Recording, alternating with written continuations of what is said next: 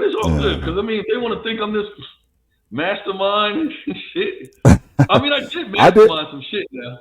I mean, I did call you diabolical, man. I said, Oh, look, he like the.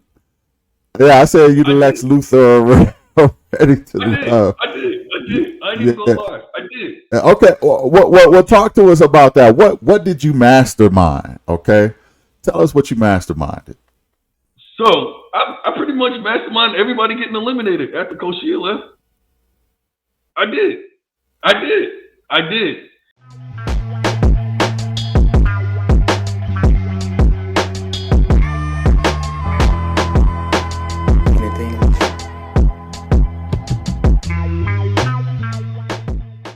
What up? What up? What up? This is Mike the Philosopher here with another one. This one is with my man Laron is in the building. In the building. He pulled up on me. What's good with you, King? You know what I mean? Had to get a little tequila to get right, man. You got my last Ready to Love interview, man. You got my last You one. said what now? You got my last Ready to Love interview. I got your last one, huh? Okay. I'll take it. Did you see any of my stuff before or no? Any of my videos before? You seen a couple of those. I actually seen really the like ones with Dom. Yeah. The first one with Dom, yeah, it was a pretty good interview. Dom is a cool dude. Yeah. So while we get into this, let's just everybody know you, but let's just reintroduce you. What do you do? What's your age? Talk to us. Yeah, so my name is Laron from Ready to Love, season 9/10 DFW. I'm 32. I was 31 on the time of the show. I'm a systems operations manager for a tech company here in Dallas. I'm pretty chill, laid back. I work from home. I like to go out, love pretty women. Just like doing my thing, you feel me? I feel that for real. So you originally from Jersey, huh, man? Yes, sir. 973 Brick City.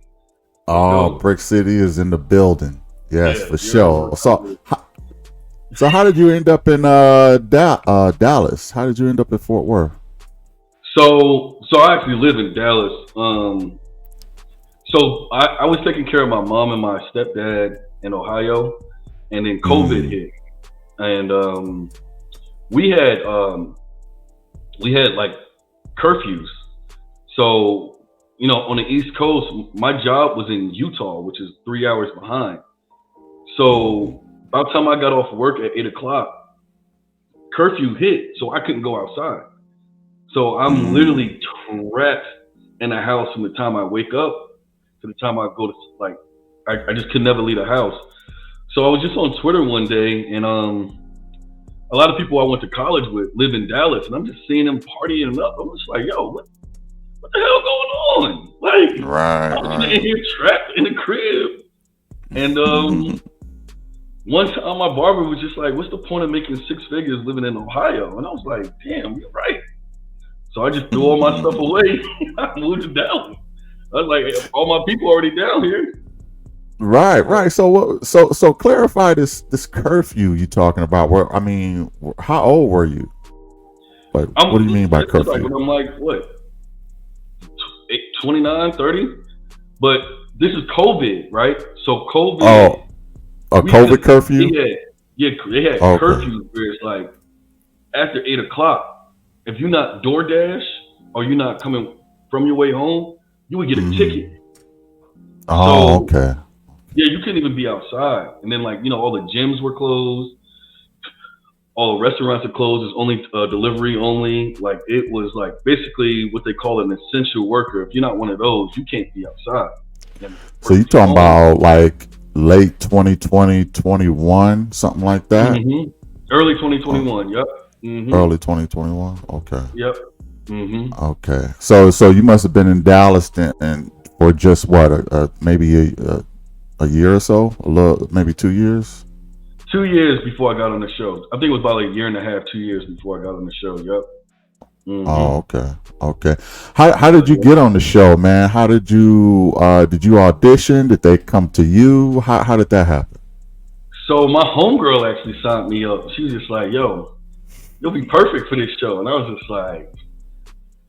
don't know, but like every time I asked somebody, it was like, "Yo, you got the personality, right? Like you'll go to a show and you'll make it far." And I was just like, "All right, you know what I mean?" So I was supposed to be on the Dallas season, but I had a cruise, and it was for a week long, so it was like I couldn't be on it. But like as I'm talking to the lady, she's literally scribbling things down, like, "Oh my God, you got so many quotables." He said, "You're definitely gonna be on the season. As long as you pass the psych evaluation, you're gonna be on there." So I'm like, "All right, bet." And I didn't have to do all the auditions that everybody else had to do. I just did the one in the beginning with the one of the preliminary casting directors. Then I did a psych evaluation, and then I was pretty much on the show. There it is. Wow. Yeah. I those psych evaluations always kind of, I question those a little bit because I can't see some of the people on the show sitting through that. Yeah, it was 3 hours, 600 questions. I can't see somebody like Lamar doing that. Lamar sitting through a psych eval, that would be interesting. That's entertainment right there. I mean, shout out to Lamar, but he passed the psych eval.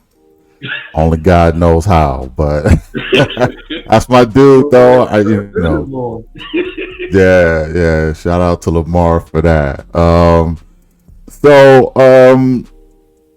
Tell me this, man. Were your parents?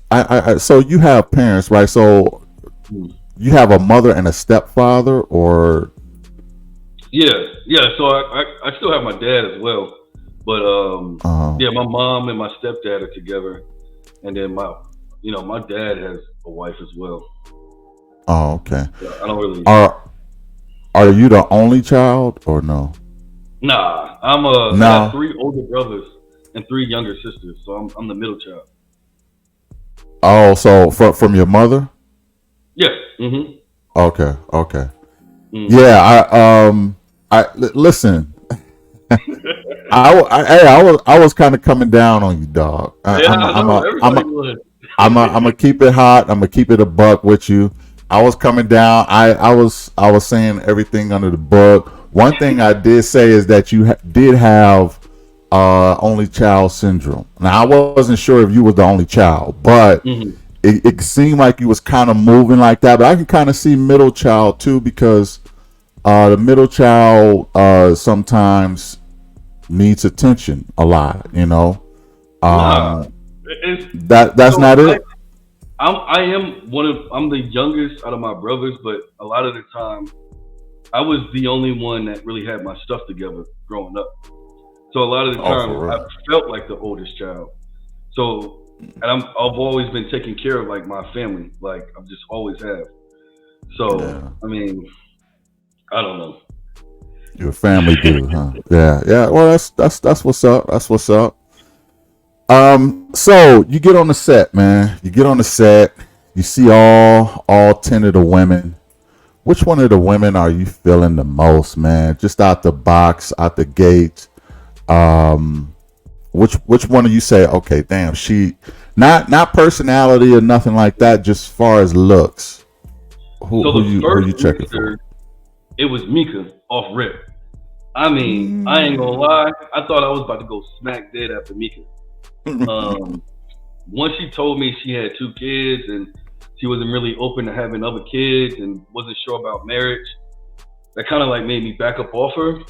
But just body-wise, look-wise, it was definitely Mika all day. The second mixer, it was Layleen and Maya. Like Layleen, oh my God, she just looked like to me like a news reporter. Like she was just so professional and well kept. I just oh my God. I don't blame you, bro. Yeah, hey, Layleen is the business to me for real. Yeah. I seen you seeing the same thing. You're right. That news reporter look, that professional pent up. Like I said, you could take Layleen anywhere in the world, and the men are gonna dig her. Oh, It don't even matter what race. You know what I mean? yeah. They're gonna all dig her. So yeah. She's just so naturally beautiful, right? Like, yeah, you could take her anywhere. I feel like I could take her to like, to a work party. I could take her to like volunteer events. I could take her to the club. I could take her anywhere. And it's just like any caliber of man is going to stop and stare and look at me like, off rip. She's just naturally beautiful. Yeah. She was as far as physically, she was my top chick. Yeah. Layland for sure. So I was right about that. Right? Yeah. I mean, when she left, man, she broke a lot of hearts. She broke a lot of hearts. Dude, she broke my heart. What are you talking about? Like, when she left, I was like, oh damn. I wanted to see her. I wanted to get to know more of her personality and things like that. I was a bit heartbroken when she left for sure. Yeah, she broke a lot of hearts. Tell me something about Layland I don't know. Tell us something that we don't know about Layland while we on her. Well, she's very business oriented. I think that's one of the reasons why I kind of didn't pursue her, was because she's about her business, and I like to play, so like I wasn't even gonna like, you know what I mean, play with her like that. But she's very business oriented. I think she has like 3 businesses. She told me she speaks to her brother and her cousin every day about just businesses and how to build this and build that, and they just check on each other's businesses and just and she's very family oriented too. I think that's the African side of her too. But right. Yeah, she's very business oriented. She's on her stuff. So I knew like my lifestyle was just like, my lifestyle was just like, nah, I ain't even about to play in this woman's face right now, bro. Yeah. So is it fair to say that she probably left because she had some? I know she had some things going on with her family, but it could have been her business too, or she just didn't like any of the guys, or no, she did. She tried to come back, and they wouldn't let her come back. Really? Yeah, she tried. She tried to come back, and they would, and that's what we were all so mad about, because then after they introduced Justin, we thought at least we were going to get another woman, but right. And to hear like Layleen is trying to come back, and like production wouldn't let her come back, we all were like really upset about that. Oh man, I didn't know she tried to come back. I gotta give her some props now for trying to come back. It was only for like a week or two. She just had to take care of something like real quick. It was like for a week or two, which would have been like maybe 3-4 dates. Right. That would have been a nice little surprise. Hey, Layleen's back. Yeah, for real. That would have been a nice little surprise. Who do you know who she was feeling the most for the most part? I don't. I know who was feeling her the most. It was Chaz, Will C, the dark skinned Will, and Jonathan. Okay. They were all feeling her the most. I really don't know who she was feeling, because I only got to meet her at the third mixer where we met, and then after that, I really never had a conversation with her after that. Okay. So at the second one, it was Layland, Maya, and or was it just those two, or was it the third one? I kind of liked Rashina, but at the same time, Rashina's so animated. I was just like, is this like Real Housewives right now? Because like she was doing these one-liners and looking into the camera and shit, and I was just like, am I being punked right now? But that's just Rashina's personality. She's just so lively, So, but I just like Rashina too. Yeah, Rashina is cool. She's cool peeps, man. Okay, so you wasn't really feeling Koshia. That's a bit of a shock to me, man. Oh no. I'm sorry. Hold on, let me clear that up. My bad. Okay. On the first mixer, it was Mika and then Ko. But then by the time the end of the mixer, it was Ko, and that's it. So at the beginning of the mixer, it was Mika, then Ko. But at the end of the mixer, it was just Ko. Okay, because so once Mika mentioned the kids and all that other stuff, it was just Koshia after that, and she didn't want to have no kids, right? Yeah, that's understandable. She didn't want to be married either, so that was just like, I mean, Mika didn't want to be married. Yeah, that's what she told me, and she pretty much said, if people don't like it, then she knows just not to deal with it. But in my mind, I'm thinking, wait a minute. You don't want kids. You don't want to be married, but you want to move in my house, and I got to take care of your kids. Only a sucker would agree to that. I gotta agree with you, bro. I gotta agree with you. Like, what are we doing? If it ain't, are you ready to love or are you ready to shack up or something? I don't know. And then once they told us there was another group of women, I'm like, all right, well, there's no point in putting my eggs all in these baskets right now. Right. Yeah, facts. Koshia did a move on you, man. He did the whole at the mixer she did the whole invade your space move. You see what I'm saying? Yeah. She invaded your space and got close up to you. How did you feel about that? Because you seem to kind of like it a little bit. Yeah, I was with it. I was definitely with it because I'm like, okay, she hooping. You know what I mean? Yeah. So I'm with it. You know what I mean? I always love when a woman, because I think nowadays, especially in Dallas, women are a little too uptight to show they actually care about somebody. So for her to actually try to break down my wall and show that initiative, I'm just like, okay, I'm definitely with it. Like I want to pursue this. That was a. Go ahead. Sorry. No, I'm saying she was a great woman at the time, so like it made sense for me. Key words at the time, y'all. At the time. Yeah. I mean, I thought it was that's a pretty smooth female move to do. Do the whole invade your space. That way you let the guy know that you were into him a little bit and kind of, break down his walls or kind of just let him know it's all good, so, or it's a mutual thing. So, so shout out to Koshia for the invade your space move. Okay. Yeah. That's what took her like instantly from here to like here. Like, okay, I'm rocking with Ko. You know what I mean? Yeah. And I mean, to be real, man, she's a cute chick. She's a cute woman. She got the shape. So let me ask you this, man. When you went on a date with Patrice, right? You seemed so interested in the catfish. You wasn't trying to really holler at her. What was it about Patrice that you felt? I'll just put it that way. Like, so did you? At the time, go ahead. I'm gonna always use that keyword at the time because versus how I feel now versus then. I don't want her to get upset with me. You know what I mean?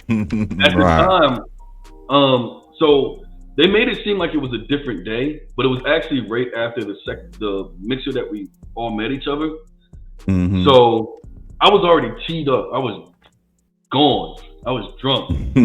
And when we got there, the owners were like, yeah, you look a little nervous. They poured me like 2 more shots. Really? Wow. Yeah, I'm just like, and then they were just like, well, this girl, she wants to meet up with you. And I'm just like, who? I ain't gonna lie. I thought it was Maya. So I was like, because I remember chasing the producers around like, yo, put me on a date with Maya. Put me on a date with Maya. Put me on a date with Maya. So when I got in my car, there's like some girl want to go on a date with you. I'm thinking it's Maya. So when Patrice walked in, I was disappointed. Oh, wow. Wow. Okay. There's no slight to her because she's a great woman, but I was just disappointed. I thought it was either going to be Maya or Koshia. I was very disappointed. And it's so early on in the process, I kind of wasn't trying to be open to anybody else but Maya, Ko, and Vanessa, where I just closed her. I closed Patrice off. I didn't even really give her a chance. So she would talk about like us, and like I'm a little bit of an asshole, but I wasn't trying to be too mean. So when she was like us, I'm like, but this catfish though, you know what I mean? Like trying to revert the situation, and they played that shit crazy. I ain't gonna lie. Yeah, the edit job was smooth on that. They had you just chomping on the catfish. This is good. I was like, man, they either they doing that hell of an edit job, or this brother is way too into this catfish. I don't know which one it is. It was a 2 hour conversation. It was a 2 hour conversation, and it was just 1 minute of me fucking up some catfish. But Wow, 2 hours. I did tell Tommy in the lounge that I didn't remember the date. All I remembered was the catfish, and I guess Really? yeah. Wow. Patrice felt so you're not really so well I guess we'll get into the because I'm gonna have you rank all the women at the end of all of this. Yeah. So let me ask you this, man. All the ladies out there who want to know, Laron, are you single? Are you on the scene? Are you in these streets? Or are you back in the streets? I'm back. Yeah. I tried to work things out. Well, I guess we could get into it later, but I tried to work things out with a little girl. And it was just an uphill battle. I just felt like I was fighting all the cast members to be with her. And it was just like nobody wanted to see us together. And so I kind of cut it off. And then I tried to rebuild it once the season started airing. And I guess at that point she met... which I didn't even know until the other day. She met Justin's homeboy, and I guess they had their relationship going. Which what she told me, I wouldn't bore her.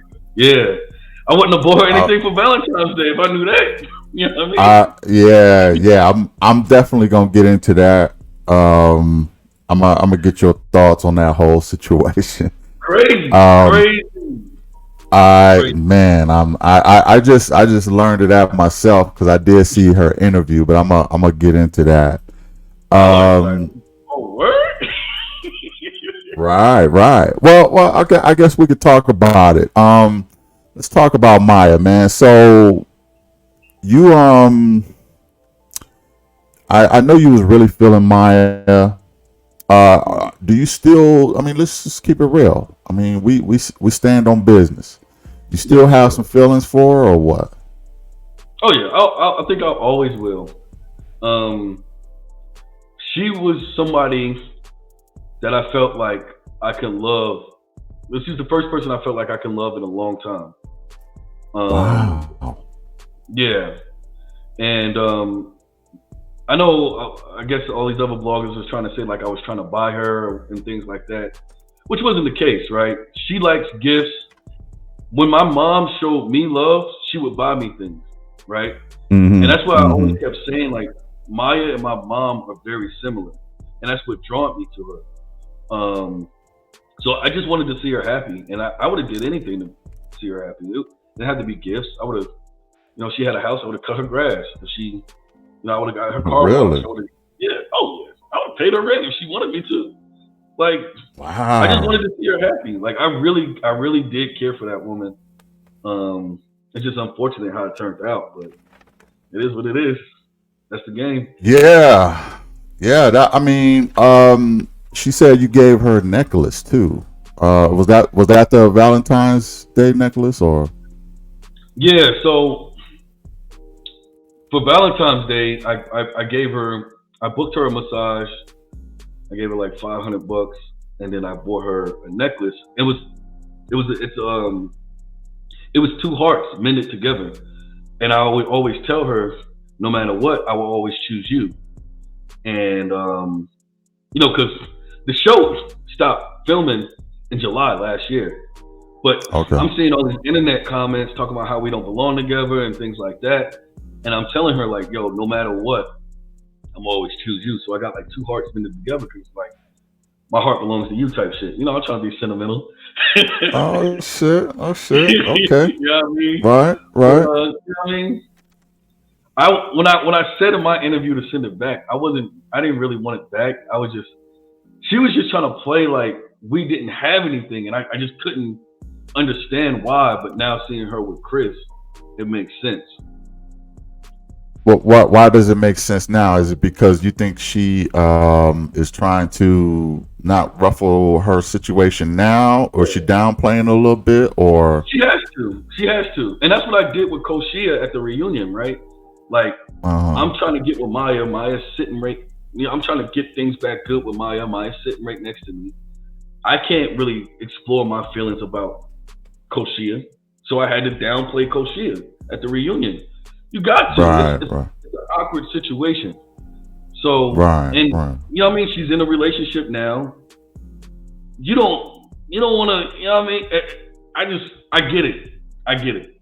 I get it. Yeah, yeah, yeah.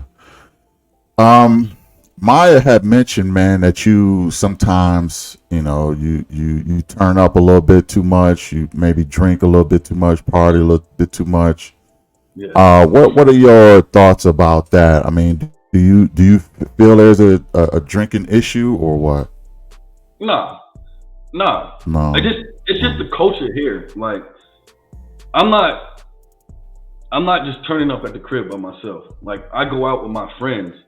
There's been times where I got a little teed up and I would call her or like I would text her something crazy. But it's so wild that the women on the show say that, but then they would come out with me after the show ended. Like Laylene's birthday came out with me, Mika's birthday.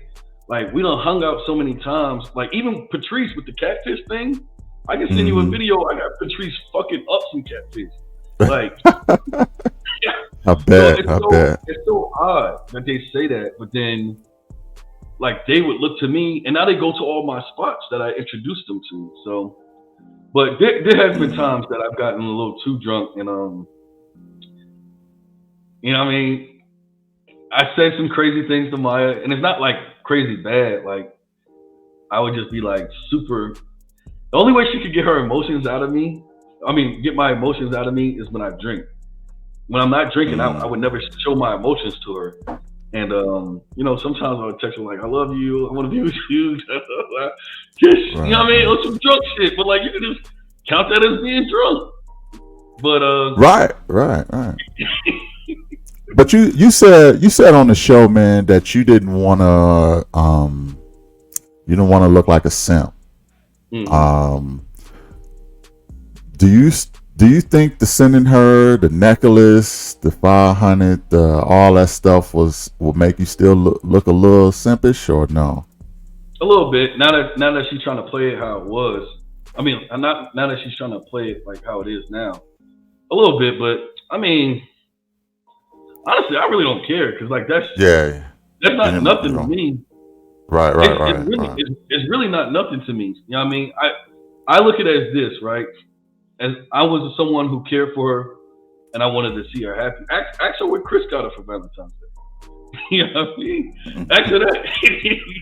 You know what I mean? So like I care What? for her. Wait. You know something we don't? What did Chris get her?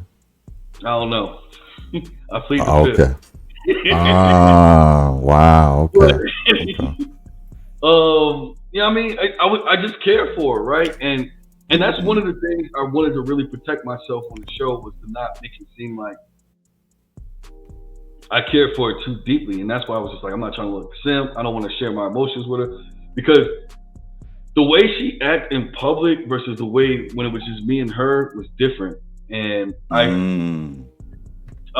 you guys on the blog, like the bloggers and stuff, aren't the first people who told me it doesn't seem like she likes me. You know, women from the show. I remember the security guard from the reunion. Um, Even my homeboy King that she met. Mm-hmm. But then like when it's just me and her, it was different. And like she said, Mm-hmm. she said maybe she was just being nice. I doubt it because I know some things, but it's you know what I mean. It just it is what it is. It just is what it is. Yeah. She. I mean, I did see a little spark. Look, listen. If I'm being honest, man, out of all the women on the show, I thought that you matched up with Maya the most. I said that in some of my shows that Yeah, I did. I I saw thought that. I thought that y'all would make a good couple. You both seems to be on the same frequency. You both like to have fun. You both like to, this, that, and the third, young, wild, and stuff like that. While we on Maya, man, tell me what really happened in the club, man. Like, was she pulling numbers? What happened, bro? So So if you saw my interview with Lil Black Book, I explained it, and then she explained it. They matched up. But on the show, I swear to God, like when I saw the show and she said that I called her a bitch, I was like, wait a minute, what? Number one, I never did that shit, and number two, I never even knew she thought I did that shit. And I took her out for her birthday, little baby concert, my birthday, Laylin's birthday, after the show, and I'm like, Valentine's Day, like I never knew that you said that. If I would have known that, I would have never pursued her again. So when I saw that, I was just like, that's crazy. But no, it was pretty much similar. I think one thing she got confused, she said at the second spot, she was getting, her friend walked up. I never saw that. It was at the first spot I saw it. And then that's when me and Zoe went to the dance floor. I told Zoe about it. And I said I was going to go home, but Zoe was like, all right, let's just go to this next spot. And at the next spot, I was just too drunk. And that's why I left. She said I stormed off, but like, I was just drunk. Like I knew like if I stayed any longer, either I was going to Earl or like I was going to be too drunk to go home. Cause I know we were still ordering shots. Like I bought the table. I paid for everybody food. I'm paying for everybody drinks. That's everybody like Mika, Rashina, Zoe, some other chick, and Maya. I'm paying for everybody's shit. So I'm like, if we keep drinking, I'm going to be done and I'm not going to be able to make it home. So that's why I left. And then I still had it in my mind. So when Mika came out and asked me, did I care about that? And I was like, nah. I was like, and I know how I talk is kind of reckless, but people in Jersey understand it. In New York, they understand it. I was just like, nah, I get bitches. Like, I had some bitches at the crib with Jonathan. It wasn't trying to downplay her, but like, and I wasn't calling her a bitch. But I'm just saying, like, I wouldn't get mad if she was like I'm never that too pressed about a woman. You feel me? You wouldn't like, come on. You wouldn't feel a way if Maya was talking to another dude. Huh? I'd be salty, but I wouldn't curse her out. I wouldn't curse her out, call her a bitch. Like I would never do that. Have you now? Okay, so let's keep it a buck here. All right. What kind of drunk are you? Are you a mean drunk? Are you a friendly drunk? What are you? What kind of drunk are you? It really depends, right, on the situation. Majority of the time, I'm just fun, turn up. That's why everybody invites me to their parties. I'm fun and turned up. Now with my woman, I'm kind of like, you know, I'm trying to, you know what I mean? Right. Try to be frisky, right? Trying to, yeah. You know what I mean? But then, like, you know, if problems arrive, I could be on that kind of time too. But that's like maybe 5%. It's just like 1% of the time I might throw up. That doesn't make me a throw upper. It just, you know what I mean? Right. Is it possible that the word slipped out on Maya that you called her that? No, it's not possible. It's not possible. I literally put that woman on a pedestal. Like again, like I put Maya in the same esteem as my mom. So let me give you a little bit backtrack. All right. So at the getaway, this is when I fell for Maya. At the getaway, one morning, we all were sharing things about our past, and Maya shared this tragic story. I mean, like, it was so crazy. Like, I looked at her, was just like, I can't believe you've been through all that. And to me, it was just like, I've been through stuff in my life, but I came out really jaded. And for her to come out still smiling and still wanting to be happy and still wanting to just live life to the fullest, outside of my mom, I felt like this was the strongest woman that I knew. Wow. So I held Maya like really, like my mom and then Maya, like I held her really high up here. So I would never call my mom a bitch. So I knew I would never call Maya a bitch. I just wouldn't. Mm-hmm.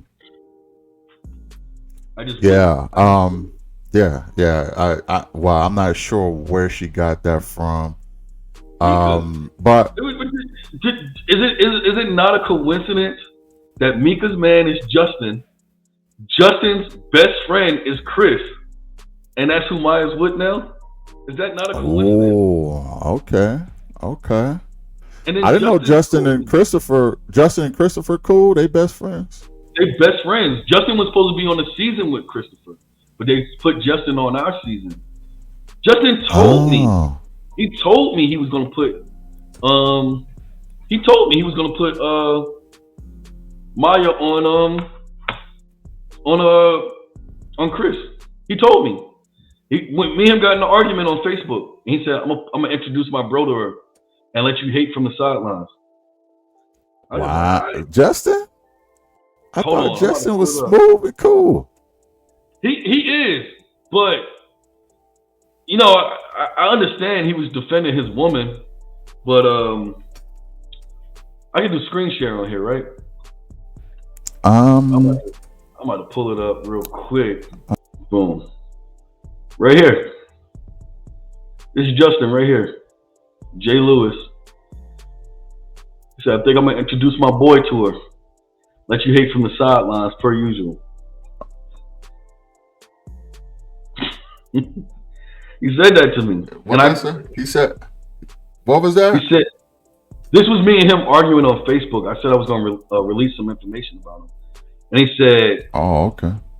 He said, "I think I'm going to introduce my boy to her. Let you hate from the sidelines per usual." And he did. I mean, shit. Shout out to that nigga. He did it. He did. He did do it, man. He did do it, but that's kind of crazy though. He might have always had plans to do that, maybe though. So I don't know. That's what I was saying. Mika sabotaged my relationship with Maya. Not relationship as us dating, but like my situation with Maya. Mika sabotaged it from the beginning. Oh my goodness, man. Hey, shout out to him though. He's still on that shit though. He's still on that shit. I got nothing but respect for it. You know what I mean? Who Justin or Chris? Who? Justin. He stood on it. He said he was going to introduce his boy to her. He did.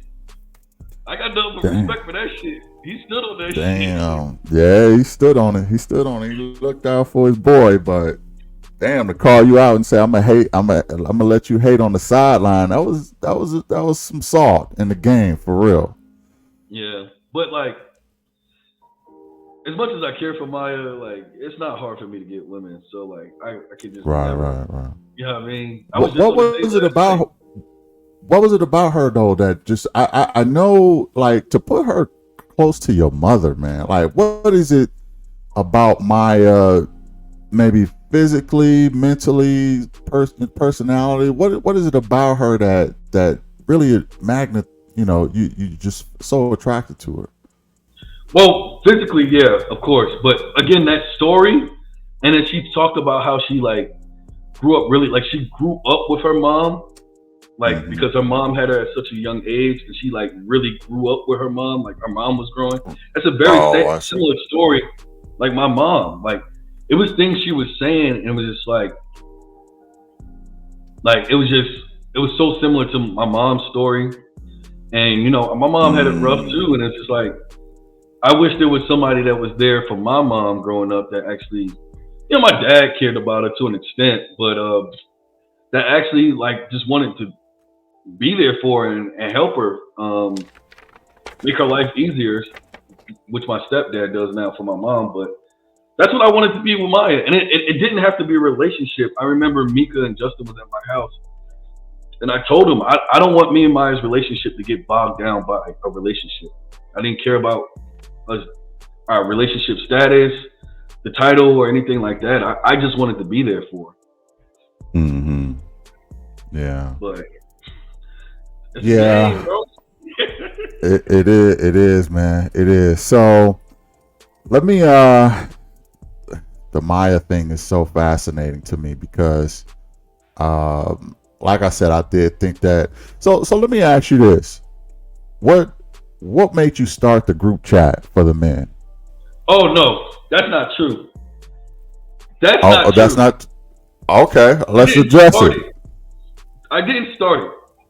So this is what I love about Ready to Love, is that These people would tell lies, and then when I show proof, they would call me messy.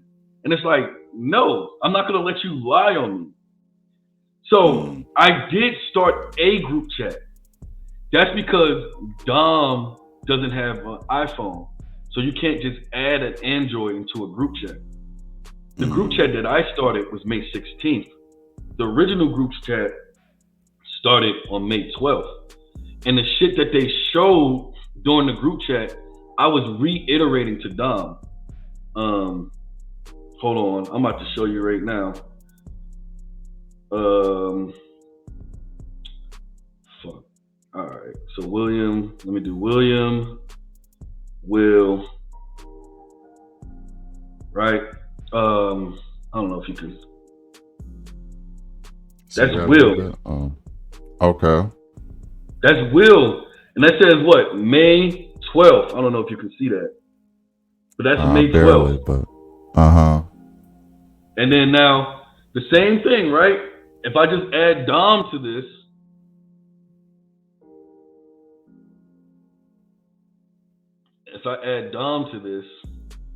let me scroll. So it looks like you started it because you gave it to Dom, but well, I had to add Dom. They didn't have Dom's number, so I had to add Dom. And because Dom has an Android, you can't just add him to a group chat. You have to start a whole new group chat. So who started the original one? Will. I'm about to take a screenshot and I'm gonna present it. Give me a second. Okay. But yeah, Will started it, and that's the thing that killed me is that even William, he was the one that told me that I didn't even know that Will was going back and telling the women stuff and stuff like that. William told me that. And I think one of William's superpowers is that he knows how to make people feel bad for him. And for real? Big William? Yeah, he just tells a bunch of sad stories and he knows how to make people feel bad for him. So people believe him because they feel bad for him. All right, hold on. I just sent it to myself. And I'm about to present real quick.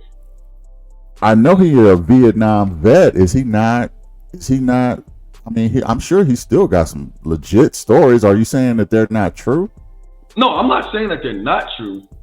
But there'll be times where we were in a lounge and we'll be talking about like our favorite comedians.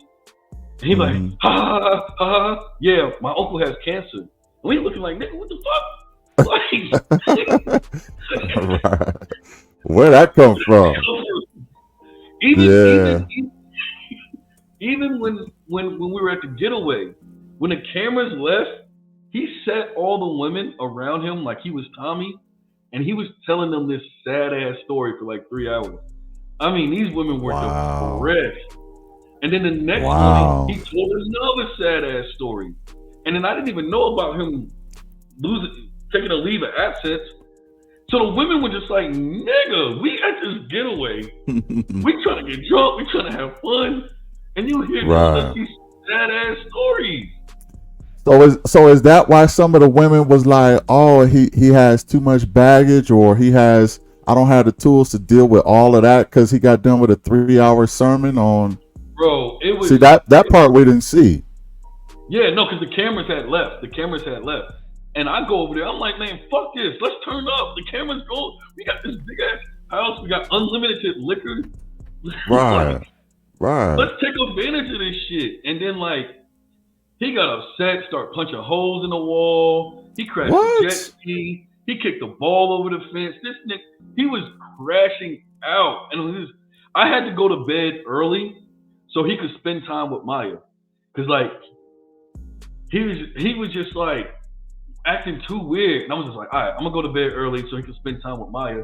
And even then, like what I heard from Mika was like, he was being weird, like trying to check Maya's phone, see who she was texting and all this other shit. I'm like, man, this nigga's weird.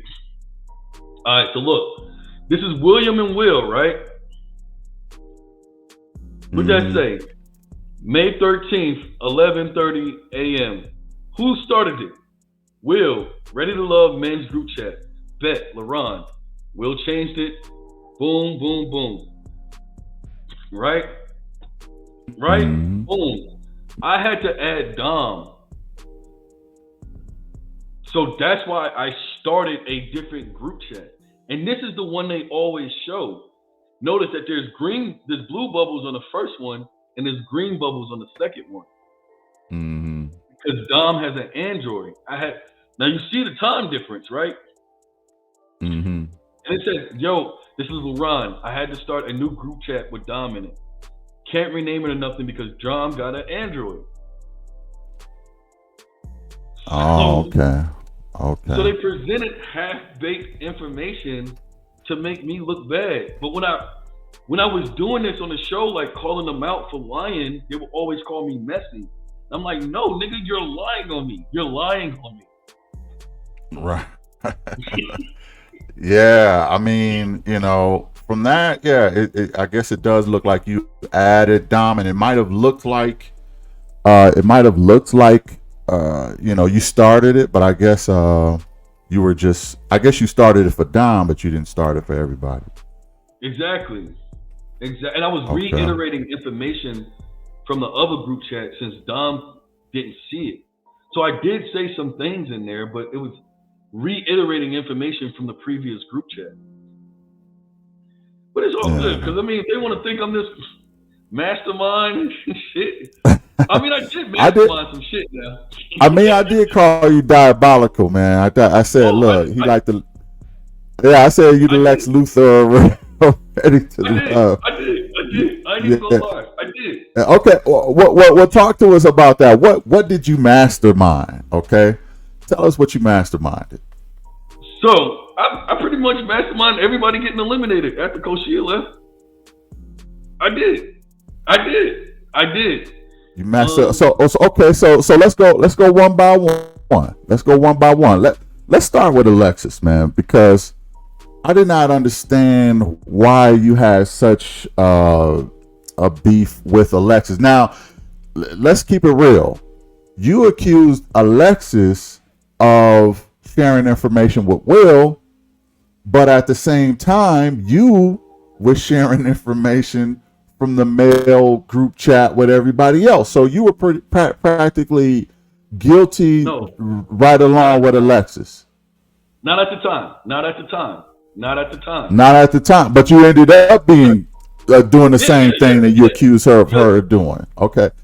Yeah, because it's just like if we're playing this game, you can't get mad at me for playing it better, right?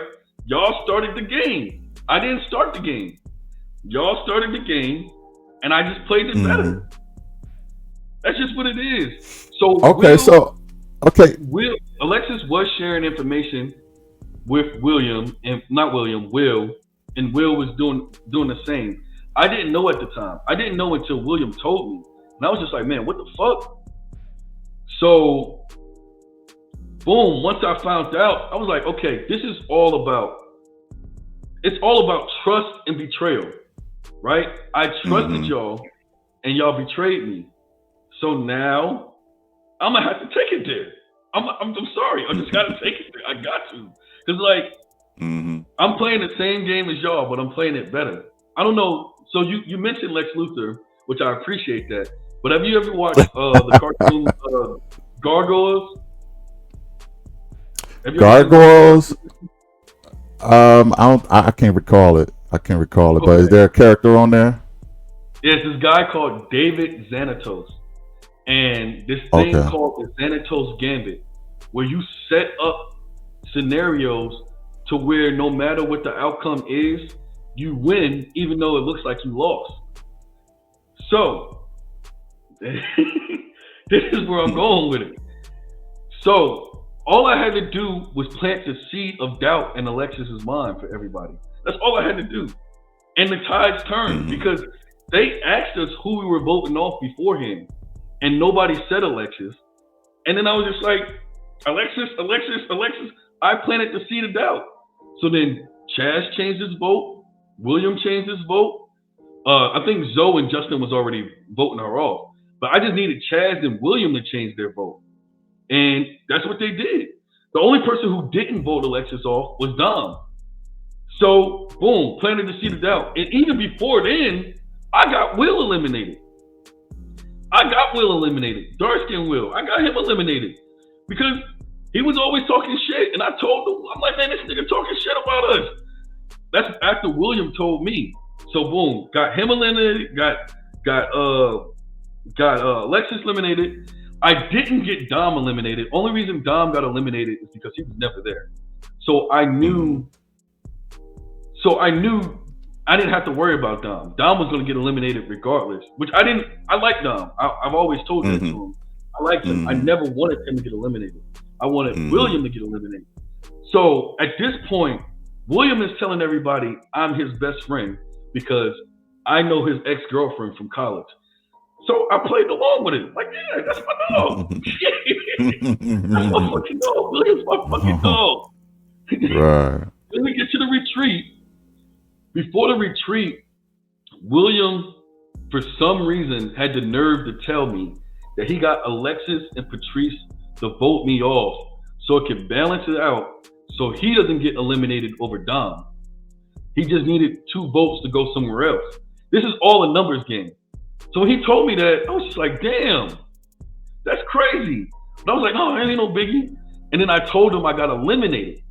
So everybody thought I got eliminated before the getaway trip. Everybody thought I was eliminated. So when I showed up, everybody was surprised. So the way the episode played, I held the meeting first before Tommy told us the men got eliminated. My goal was to get Patrice eliminated, which in turn would get William eliminated later. But it just happened to play out to where William got eliminated because Tommy told us men would get eliminated. So that's why I brought up the group chat and the conspiracy, because I'm like, okay, at the time we're thinking of women getting eliminated. I need to save Mika because I knew they were going to gun for Mika. So I had to save her by saying, no, they're just trying to get her out because of the conspiracy, which they were. But this was my chance to save her, right? I knew Mika was going to vote for me. I knew Maya was going to vote for me. Wait, so why were you trying to save Mika? I mean, Mika has practically done everything under the sun against you, man. I didn't know. I know. Yeah, at the time you didn't know, but you know, I guess it turns out that she just she played you. So maybe she more a little diabolical than you. A little bit. But yeah, well, it ended up being that way. She played the long game on it. But she had plot armor, right? The reason I became so cool with Mika was after the first men's lounge that we had, 8 out of 9 people voted Mika off. And production came in there and said, hell no, we're not eliminating her. Whoa. Hold on. Say that again. Say that again for me, bro. 8 out of 9 people. I think the only person who didn't vote Mika off was Chaz. 8 out of 9 people voted Mika to go. And production literally came in there and was like, no, we're not kicking her off. She's too bad. And she got too many followers. So I realized, I said, okay, Mika got plot armor. So me and her, the double date me, her, Jonathan, and Maya had, Mika apologized to me, and I apologized to her, and I was like, I'm sorry for prejudging you. I knew she got plot armor. Oh, if I get in with her, I'm good. You know what I mean? So, I had a conspiracy about Mika, but I don't know if you've seen that, but I had a conspiracy, but I'm not gonna get into it. But you think you said what? When Mika need her the most? No. I know, and that's the reason why they replaced the guy. Oh my goodness, it seemed like I'm on to something, folks. And Laron is kind of. Tommy's a Kappa. Yeah. Tommy's a Kappa. Tommy introduces Justin to all the women. Justin just happens to be the one that Mika is with at the end. Come on now. Man.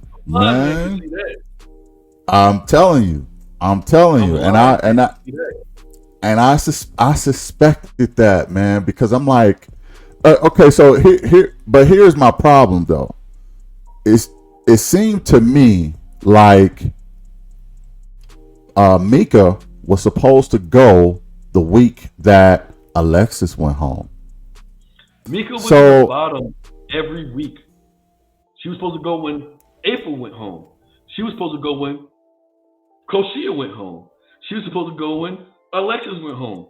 She was supposed to go one more time after that. She was in the bottom. Mika and William were in the bottom every chance that they got. Really? Yeah. So why? So are you saying that William had plot armor too? Because he did end up going home though. He did, but it boiled down to William versus the two most fun people on the show, me and Zoe. Yeah. They're gonna let me go and have him tell them a bunch of stories, sad stories that'll get away. Right. It just didn't make sense. William had plot armor. He was supposed to be the first guy to go, but DeMonte kept recording the scene. So they was just like, and they told DeMonte like 3 times, stop recording. DeMonte is so into himself, he want to show everybody that he's doing something. So he was recording the scene, recording Tommy, and they was just like, well, we're going to let him go. Really? Yeah. Wow. So he got let go because he was doing too much. He was doing too much. They told us, all of us, to turn our phones off and put it away. Production caught DeMonte recording Tommy twice and recording the scene. And it's just like, you're doing too much. Yeah. That's crazy, man. That's crazy. Very interesting, my man. Let me ask you some more about Koshia, man. Tell me more about your connection with Koshia. And did you are y'all still cool? First of all, are y'all still cool to this day? No. So Koshia is very manipulative too. And my goodness. Yeah. Yeah, she tried to break me and Maya up twice. And that's why I didn't appreciate Maya like listening to Mika, because there's some things Mika and Koshia told me about Maya. And instead of just taking it as like face value, I went and addressed it to Maya. And then Koshia eventually admitted it was a lie. But Koshia was trying to get with me after she got eliminated, and she was trying to get back with me, trying to get me to break up with Maya. But at this point, I knew some things about Koshia. So they would never put me and Ko on a date together. But before her date, she would come to my house. She would come to my house before or after. And one date, she ain't answer the phone all night. So I'm just like, what date is this? Come to find out, it was Chaz's house. And Vanessa confirmed some things too in her interviews. When she left, Koshia didn't leave Chaz's house. So I'm just like, So eventually, Mika and April told me Koshia was sneaking dating Chaz. She was dating the chef of the show. And then like I had a couple homeboys that told me like, yeah, she on Hinge. Like, it's pretty much known if you match with her on Hinge, it's up. I'm just like, wait a minute. Wow. Yeah, and I'm not trying to tarnish her, right? This is just information that I got. Right. But then come to find out, she was dating Chaz. And she was dating the chef of the show. I got Mika, and then they sent me a video of her kissing the chef of the show. He was cooking at her house. And this is before the pajama party. Party. And I know Chaz and her said they weren't dating at the reunion. But then I showed you that interview, Chaz said they were. So like, yeah, so I was gonna say somebody is lying here, because when they were at the interview, the reunion, he said we wasn't dating. But and then I sent you the interview clip, right? Did you see yeah, it? the And interview clip. with Chaz, where he said they were dating. I can Oh, pull it up if so you want. okay. Yeah. See if you can pull that up. So let's just kind of keep it black and white here, right? Did Yeah. Koshia smash the homie? I mean, let's Yeah. just she did. And I'm Okay. just like, don't sit And here and tell me you want to, like, because Koshia was telling me like she wanted to be with me. This wasn't no TV shit, right? We never went on dates on the TV show. She was coming to my house. right. Like she was telling me. And this was during the season or after the season? This was during the season. Before they would put her on dates with like Alonzo and everybody else, she would come to my house, and we basically pretty much agreed. Well, if you leave, I'm leaving, because she was telling me she wanted to be with me. Anytime another girl would talk to me, she'd be like, "Laron, don't make me fuck that girl up. Don't make me fuck her up." I'm just like, all right. Really? But then now you know what I mean? And I'm just Yeah, you spinning the block on all these dudes. that's what I'm saying. And I just didn't. I didn't care that she was doing that, right? It's lying to me. She told me she wasn't feeling Zoe, but she's sending fucking stripper videos to Zoe. And when they told me, it was only, I knew about the stripper videos, right? So only somebody who knew about it would be able to say that. Mm-hmm. So when I got that, I'm like, of course he's telling the truth, because he would have to know. He knew her private Instagram. You know what I mean? Like, he knew. So I'm like, of course he's not lying. So she's lying to me. She told me she didn't like Zoe, didn't like Chaz. Come to find out, she spent the night at Chaz's house. She's sending Zoe videos. She's fucking with the chef on the show. I'm like, yo, don't sit here and play in my face like that, bro. You know what I mean? Oh my goodness. This is all trust and betrayal is what I would call this show. Fuck Ready to Love. Trust and betrayal. Facts. They should retitle it, huh? Trust and betrayal. What? Now, what? But at the same time, a lot of guys were saying that Koshia was talking greasy about the men, like almost like she wasn't satisfied with none of the men. Is that true too? Yeah, me and her would laugh about it all the time. That's how I knew how far I was gonna make it, right? From my mixer, I knew as long as DeMonte, William was there, I would at least make it to X point. And then that's when I met Zoe. No offense to Zoe, because Zoe my dude. Lamar, and who else? Somebody else from their team. As long as I knew they were there, I would make it to an X amount of point, because none of the women were feeling them niggas. They just weren't. And all I had to do was not be worse than those niggas. I just had to not be as bad. You know what I mean? I didn't have to be better, but I just had to not be as bad as them. And yeah, so me and her talked about it all the time. We talked about it all the time. So, so she talked greasy about a lot of the guys, right? And she wasn't feeling them. It was a lot of guys that Koshia wasn't feeling. So why were you so upset when they tried to, I guess you could say, conspire to get her off the show? I mean, if she talking greasy, why wouldn't they want to get her off the show? Why would you be surprised that Will would say what he said? You know what I mean? I get it. If it was in a lounge, I get it, right? But this was a targeted plot, right? There was nothing Koshia could have did to change their perspective, right? Like that pajama party when she was talking to everybody and she started opening it up. That was her. She came to my house before and I was like, yo, you have to talk to these niggas. There was no way for her to win. Like, if the deck was stacked against her. That's why I got so mad, because the deck was stacked against her.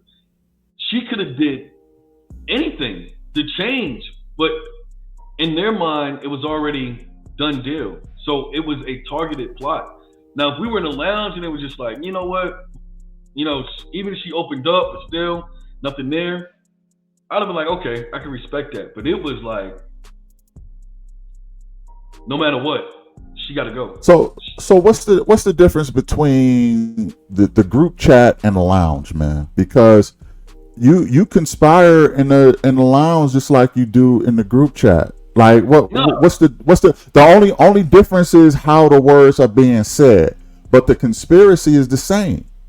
No, because outside the lounge, you can predetermine, you can plot. In the lounge, I'm expressing myself as it is, right? He's just asking us who's our bottom three. But outside the lounge, I don't know if you saw Zoe's interview with Crystal XO, but he admitted that Will and William came up to his car and said, yo, we got to vote Mika and Koshia off. So when you're telling people who to vote off versus just expressing who I'm not feeling, it's different. Right? You're telling people this is who we got to vote off because so you saying the difference. So you saying the difference is you going around changing minds, right? Yeah, exactly. And, like instead of saying what you say in the lounge, you're going around changing minds, conspiring. Yeah. But that's something you did, my brother. Yeah, that's something you did. After. Yes, that's what I said. I played the game better than them. Hey, look. Let me ask you this. What was I supposed to do? Just bow down and quit and just say, "Oh, you got me." Come on, man. I suppose if you didn't do some conspiring yourself, you would have probably been gone a long time ago. Because if I'm being honest, you didn't really have no connections, Laron. You didn't really have no connection. So they don't show y'all, but they asked for 3 connections. I was people's third. You was everybody's third connection. Not everybody's, but I was a lot of people's third connection, and I was nobody's bottom connection. So like I was never a disconnection for everybody, but I was Maya's second connection. I was Cole's first. I was Mika's third, and I think I was Patrice's third as well. I was people's third connect. I was only one person's top connection, but I at least was number 2 or 3. I was never somebody's top disconnection. So there's a point system. That's why I made it so far, because I knew, because as long as I wasn't somebody's disconnection, then I was good. They asked for 3 tops and 3 bottoms, and I was never anybody's bottom until later in the season, where like it was kind of forced because it was like so many options. Yeah. When the time you eliminated Alexis, man, you seem a little uncomfortable with eliminating her at the time. Tell me what was going through your head, because you said this is a lot.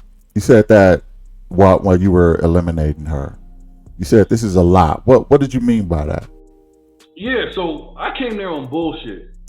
I was coming there to be like, yeah, you got William, you got my girl Cole eliminated. Like, yeah, get your ass the fuck up out of here. That's the kind of time I came up on. Okay. But production stopped me in the beginning. They was like, look, this ain't BET, this ain't VH1. We ain't about to have you goddamn going in on this girl on national TV. Oh, shit. For real. Shit. So I had to rethink my whole thing.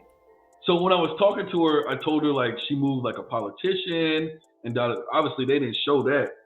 But when she relayed new information to me, see, I'm a person, right? I'm not just like tunnel vision, right?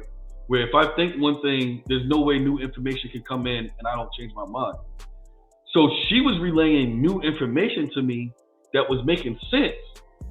And I was just like, damn, this is a lot. Cause like, she was telling me stuff about Cole and like Mika, and I was like, it was adding up.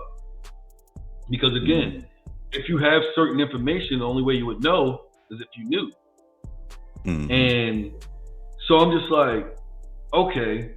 So during that process of me eliminating her, I started to feel bad because she was making sense. It was making sense. She was saying like, yo, Mika and Cole was using you. Like they were, and like certain stuff that she was saying only I would think only Mika, Cole, and I would have known, but Alexis knew. And I'm like, oh shit. So with that new information, I started feeling bad, and I even told her, I said, I really wish I would have came to you first instead of just assuming things about you. I wish I would have came to you and actually had a conversation with you. And then she, even with Will, right? We all thought she was locked in with Will, and she told me, she was just like, no, nobody else would just talk to me, because we all thought Will was her connection, because that's the way Will presented it. So it was just, I think she liked Chaz the most, but she never really got connected. Yeah. She did. I mean, because I remember her being at the bar and she said she wanted Chaz to kiss her. I was like, wow. Yeah. I ain't like Jonathan. He can't do what he do, but Chaz can, slobber down. I find that interesting, but. Yeah. And I think this whole process got messed up by, instead of us going directly to somebody for information, we kept hearing secondhand information from everybody. I got you. Yeah, all my information about Alexis came from Mika, Cole, and Will. And instead of me just going directly to Alexis and figuring out who she is. So yeah, she said nobody would talk to her. Why? I thought she was liked by most of the guys on the show. At least that's what Dom said. She was liked by a lot of the guys on the show. So I did not understand her early departure. Like, so in the lounges, it got to the point where men started becoming territorial about the women. Okay. Will would say, Alexis is my girl. William would say, Maya is my girl. So even when we voted for them as our top connection, we would be like, yo, no offense, Will, no offense, William, but this is, you know what I mean? Because you even it ain't working for me. Right. You even saw when I voted Alexis off at the pajama party, Will was like, I know you lying. And I was just like, well, she's not my connection for me. You know what I mean? They became very and even Vanessa did the same thing with Chaz. She told all the other women that she was the lady of his house. But the other women were just like, man, fuck that. I'm still gonna shoot at the nigga. I don't really care. You know what I mean? So it started becoming awkward because people started presenting as if they were actually dating these people. And it just became awkward for a lot of us. So that's why a lot of us swayed away from Alexis. And a lot of dudes didn't pursue Maya. And you saw Dom said, I don't talk to married women. Because right. Women presented it as like they were together. Right. At the reunion, man, Lexus called you a snake. All right, you a dork. What was going through your head when she called you all that stuff? She was looking for her moment all day. Oh yeah, she was looking for her moment, and I said, "Oh, I'm now, gonna give it." Now, in defense, was she drunk at the time when she? Okay. If you watch the episode, there's things where she was just like this, and she just every time somebody was talking, she would just blurt out something. I think she came there with the intention because she got eliminated so early. She was looking for her moment for TV, and unfortunately, she tried the wrong one. Because I'm gonna give it to you. I don't care if you're a man or a woman. I'm gonna give you your moment. And and which was so crazy about that was she thought I was calling her a snake. But I was saying I thought she said that I was the snake. Because the question was, who said Laron was the snake? And I was like, Alexis. Maybe she the one who called me a snake. And then she was just looking for her moment, and I gave it to her. And they didn't even show it. I was lighting her ass up, boy. Really? I was lighting in a reunion? Yeah. Yeah, I was lighting her up. They didn't show anything I said, but I was lighting her ass up. That's why she got so hyped. And I was like, and everybody was like, ooh. One thing you do, man, is you got to gift a drawing emotion out of folks, man. You got to gift that gal to draw emotion. And yeah, they probably cut all that out because I don't know. It probably would have made you look a little certain type of way. So they probably did you a favor by. It would have made her look bad because really what I said was true, and she admitted it. And I'll tell you off camera, but she admitted it, and that's when it was just like, "Oh, Alexis, you gotta go. You gotta go. You gotta go." Oh, for real. What I said was true. And she was just like, well, that's what I was just like, they was like, oh, you gotta go. You admitted this on camera? Like, this is something that could have fucked with her job. So, like, they was just like, oh, Alexis, you gotta go. And that's when she just tweaked all the way out. She tweaked all the way out. Yeah, and I guess we didn't see that part because it seemed like they cut to a frame where all of that was done, and then all we seen after that was Justin in her face and Alonzo trying to calm her down, and it's like, what the hell did we just miss that went on? Yeah, I was lighting her ass up, and they were trying to get me to go, but I was like, no, and then that's when she started admitting it, and then they was just like, yo, like they even like the head producer came over and was like, Alexis, like the shit that you admitting on camera, you have to go. Like she could lose her job. Like she could have lost a lot of shit. And they was just like, you gotta go. And that's what happened. And then the producer was like, he was crying. And really? Shit. But when he picked out on Justin and then turned around and told Mika she was gonna fuck her up, and Mika didn't say anything, which was so confusing. But she knew I got that information from Mika, so she went off on Mika. Wow. And it was bad. It was bad. I lit her ass up. Wow, man. I lit her that ass is up. Yeah, that's crazy.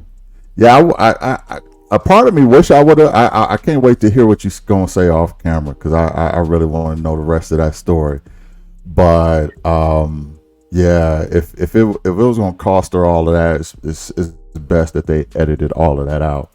Yeah. Which one of the guys, man, do you still really kind of contact with or talk to on a regular? Chaz is my brother. Okay. You know, me and him work in the same field, so he's been giving me he's been mentoring me, trying to help me elevate my career. Oh, that's what's up. Yeah, Chaz is really my brother. I probably talk to Chaz maybe, if not every day, every other day. Zoe, same thing, my brother. Just on a different tip. We go out, we go have fun. Jonathan, that's my dog. I was really sad when Jonathan left, man. I'm not gonna lie. Really? Yeah, I was really sad because that's when they did the double elimination, and I wasn't expecting. Right. That. Yeah. Right. I was really sad when Jonathan left. That's my brother for real. Like Chaz, Zoe, and Jonathan, my brother for real. Me and Dom were cool, but I know he keeps in contact with my enemies, so it's kind of like we're cool. I just keep it surface with him. You know what I mean? He's cool though. Like more on associate level or. Your associates, I guess you could say. Right? He doesn't want to pick sides. And right. I can respect that. But I just know I can't be as open with him as I can with the other guys. Let me ask you, man, do you have any regrets on how things went? If there was something you could change, what would it be? If there was something you could reverse time, what would it be? Nothing, man. I ain't gonna lie. Nothing. Even though I feel like the edits are so bad, it's still like when I go out, people fucking love me, right? Yeah. They fucking love me. I was on a cruise and 35 people came up to me. Every time I go out in Dallas, people fucking love me. Even the bad part with the catfish shit and all that other shit, they still found it funny and they love me. And I've actually been contacted by brands and to get booked for other shows because of it. So even though I don't like how everything turned out on screen, I think it worked out for the best. Mm-hmm. Okay. So no regrets. I mean, the catfish You thing, seem kind of. You know what I mean? yeah the catfish yeah. Yeah, a little bit, a What little bit. talk yeah talk to me about that catfish again. What do you mean by that? What is that? Just the way they had me fucking that shit up, like it just made me seem like some Oh crazy yeah ass. okay yeah Now the yeah the motherfucker be like, oh, that's catfish that catfish yeah nigga, that's that crawfish nigga. You know what I mean? Like a little bit, yeah but you was about that crawfish too. You was about that crawfish too. I never yeah. had crawfish, man. I'm not from the South. Uh, how does it taste? Is it something similar in taste? What It's tastes just like like crawfish, mini or is it lobster meat. It's mini mini lobster meat. lobsters? Oh, And okay. it's really not worth the hassle because you don't get that much meat out of it, right? You have to order like maybe 3 or 4 pounds of crawfish because all you're doing is Really? pushing the tail in and getting a little bit of tail meat out. Like it's That's not even like yeah. if you saw how much meat you got out the crawfish, you'd be like, this is a waste of time. Right. Yeah. Okay. Okay. Let me ask you this. So let me see. So you still talk to a lot of the guys. Uh Chaz said that he was engaged, Mm-hmm. right? Mm-hmm. Did you know about number 11? Yeah, I did. His I was I like, did. this brother, he had a chick the whole time. He had a chick in the Yeah. back the whole time. So And yeah, talk to me about that. no, go ahead. So he had a chick in the background the whole time. Now, did he have her even before the show started? Yeah. Or Yeah. okay. So basically that was his ex girlfriend. And he was being open and amenable to the process, but as he went through the process, he realized that okay, what I had was what I needed, right? Sometimes you got to go through that, right? You Mm, start like, and that's what I explained. Even at the reunion, for me, when I went back into the streets, I started missing Maya because I'm like, okay, what I mm, had was already good, and it's the same thing for him. He had her, they broke up. He went through the process, and he realized that these women weren't for him, which to me, I ain't gonna lie, it was a shock for me because I would have betted $1,000 that he would have ended up with Vanessa, right, but right. that, he didn't, which was so crazy to me. It was so crazy to me. But yeah, I knew about that. He invited me to the wedding. Um, I was supposed to go with Maya, but I'll be there. But I might have another little ting on my arm. But yeah, I can't wait for that wedding, man. It's gonna be amazing. When is the wedding? So he's having two weddings. He's having one for her family and one for his family. The one that's going to be in New Orleans is in October. Oh, okay. Yeah, That's the and earliest one. no, that's the latest one. I think the first one is going to be sometime during the summer, but I can't make that one. I think it's probably like July. Yeah. But I definitely will be Oh, in okay. attendance for the one in October in New Orleans. So this brother, he spun the block and got back with his ex. Yeah. Ah, Some, sometimes you realize, like, damn, what I had wasn't so bad comparatively, right? yeah, yeah, I guess, but was Vanessa wasn't that bad, man. Vanessa, To me, but to him it was a different story. yeah, She didn't like his dog. I think maybe Chaz saw a different side of Vanessa than what we saw. Because Okay. honestly, I thought Vanessa was amazing. Like she was always my third top because I knew I couldn't get her, but it was always just like I wouldn't mind being with her. But she's a phenomenal woman, bro. I'm not gonna lie. And Vanessa, yeah, she yeah, is. She she is is. a phenomenal woman. I mean, she's just kind, calm, tranquil. Um, I never heard her. Even I've had conversations with her after the show. I never heard her one time badmouth Chaz. all she just kept saying was, "We just figured out that wasn't my person." Really?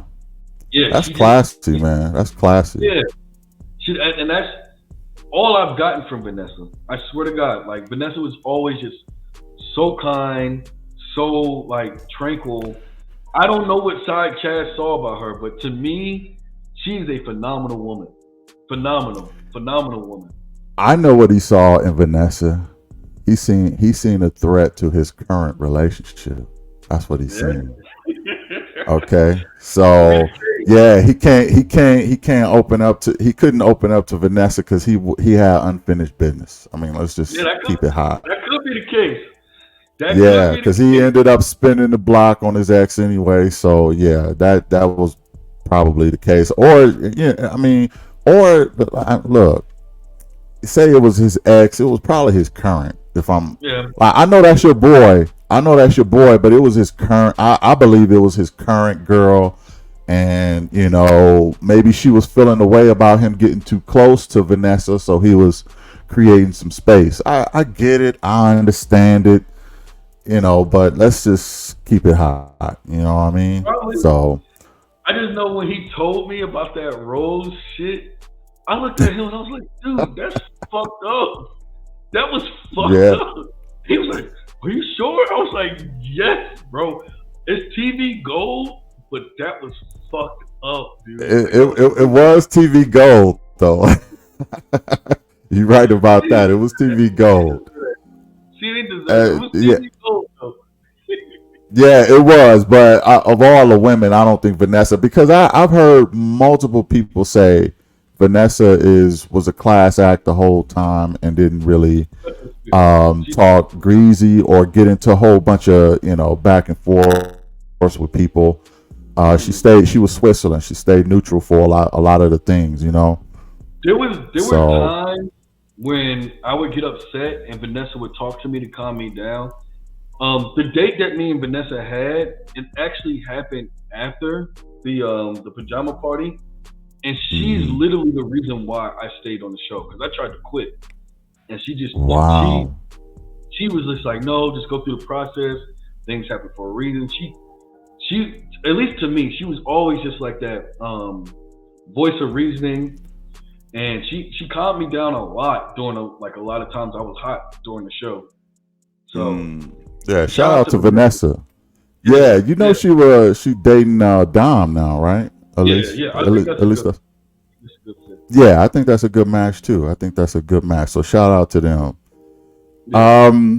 You watched the show, man. You watched the season. What did you learn about Laron that you like outside looking in from a third person?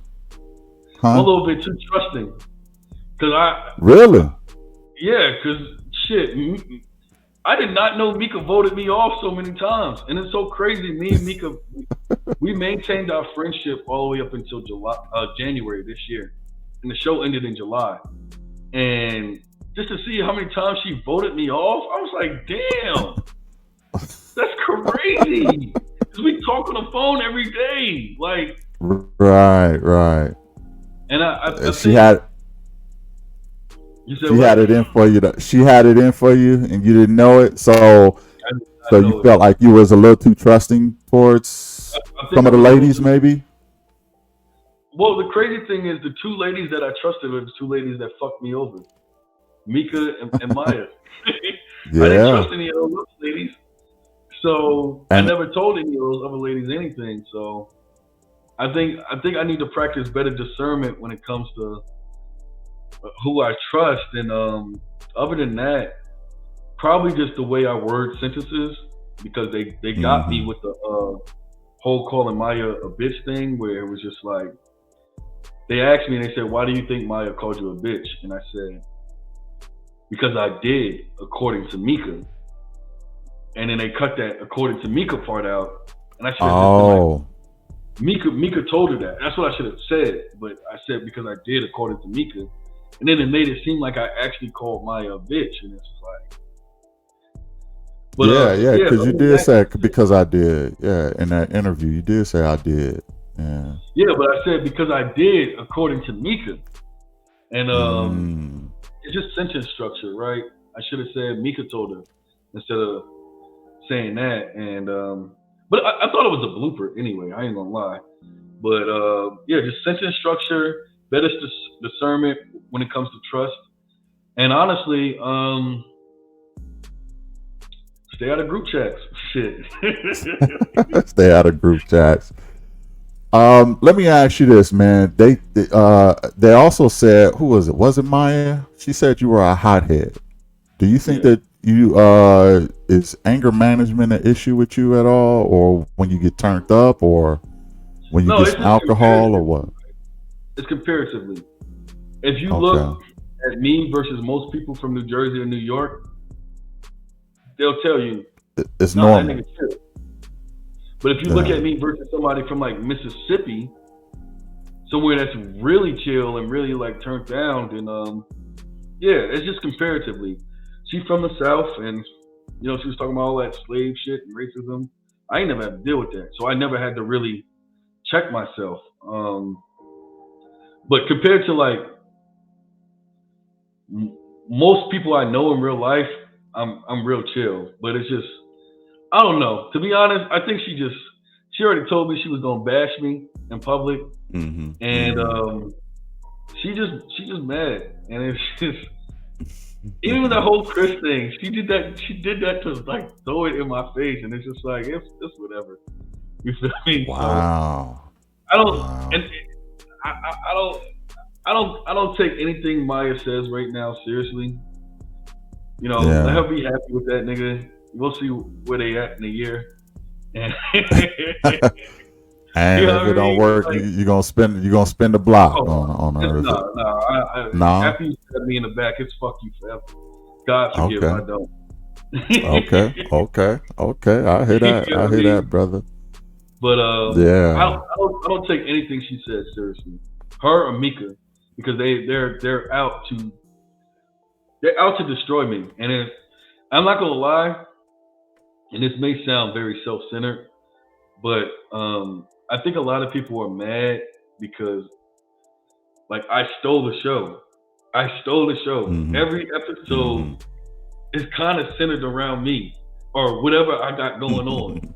And I think a lot of the other cast members are upset about that shit.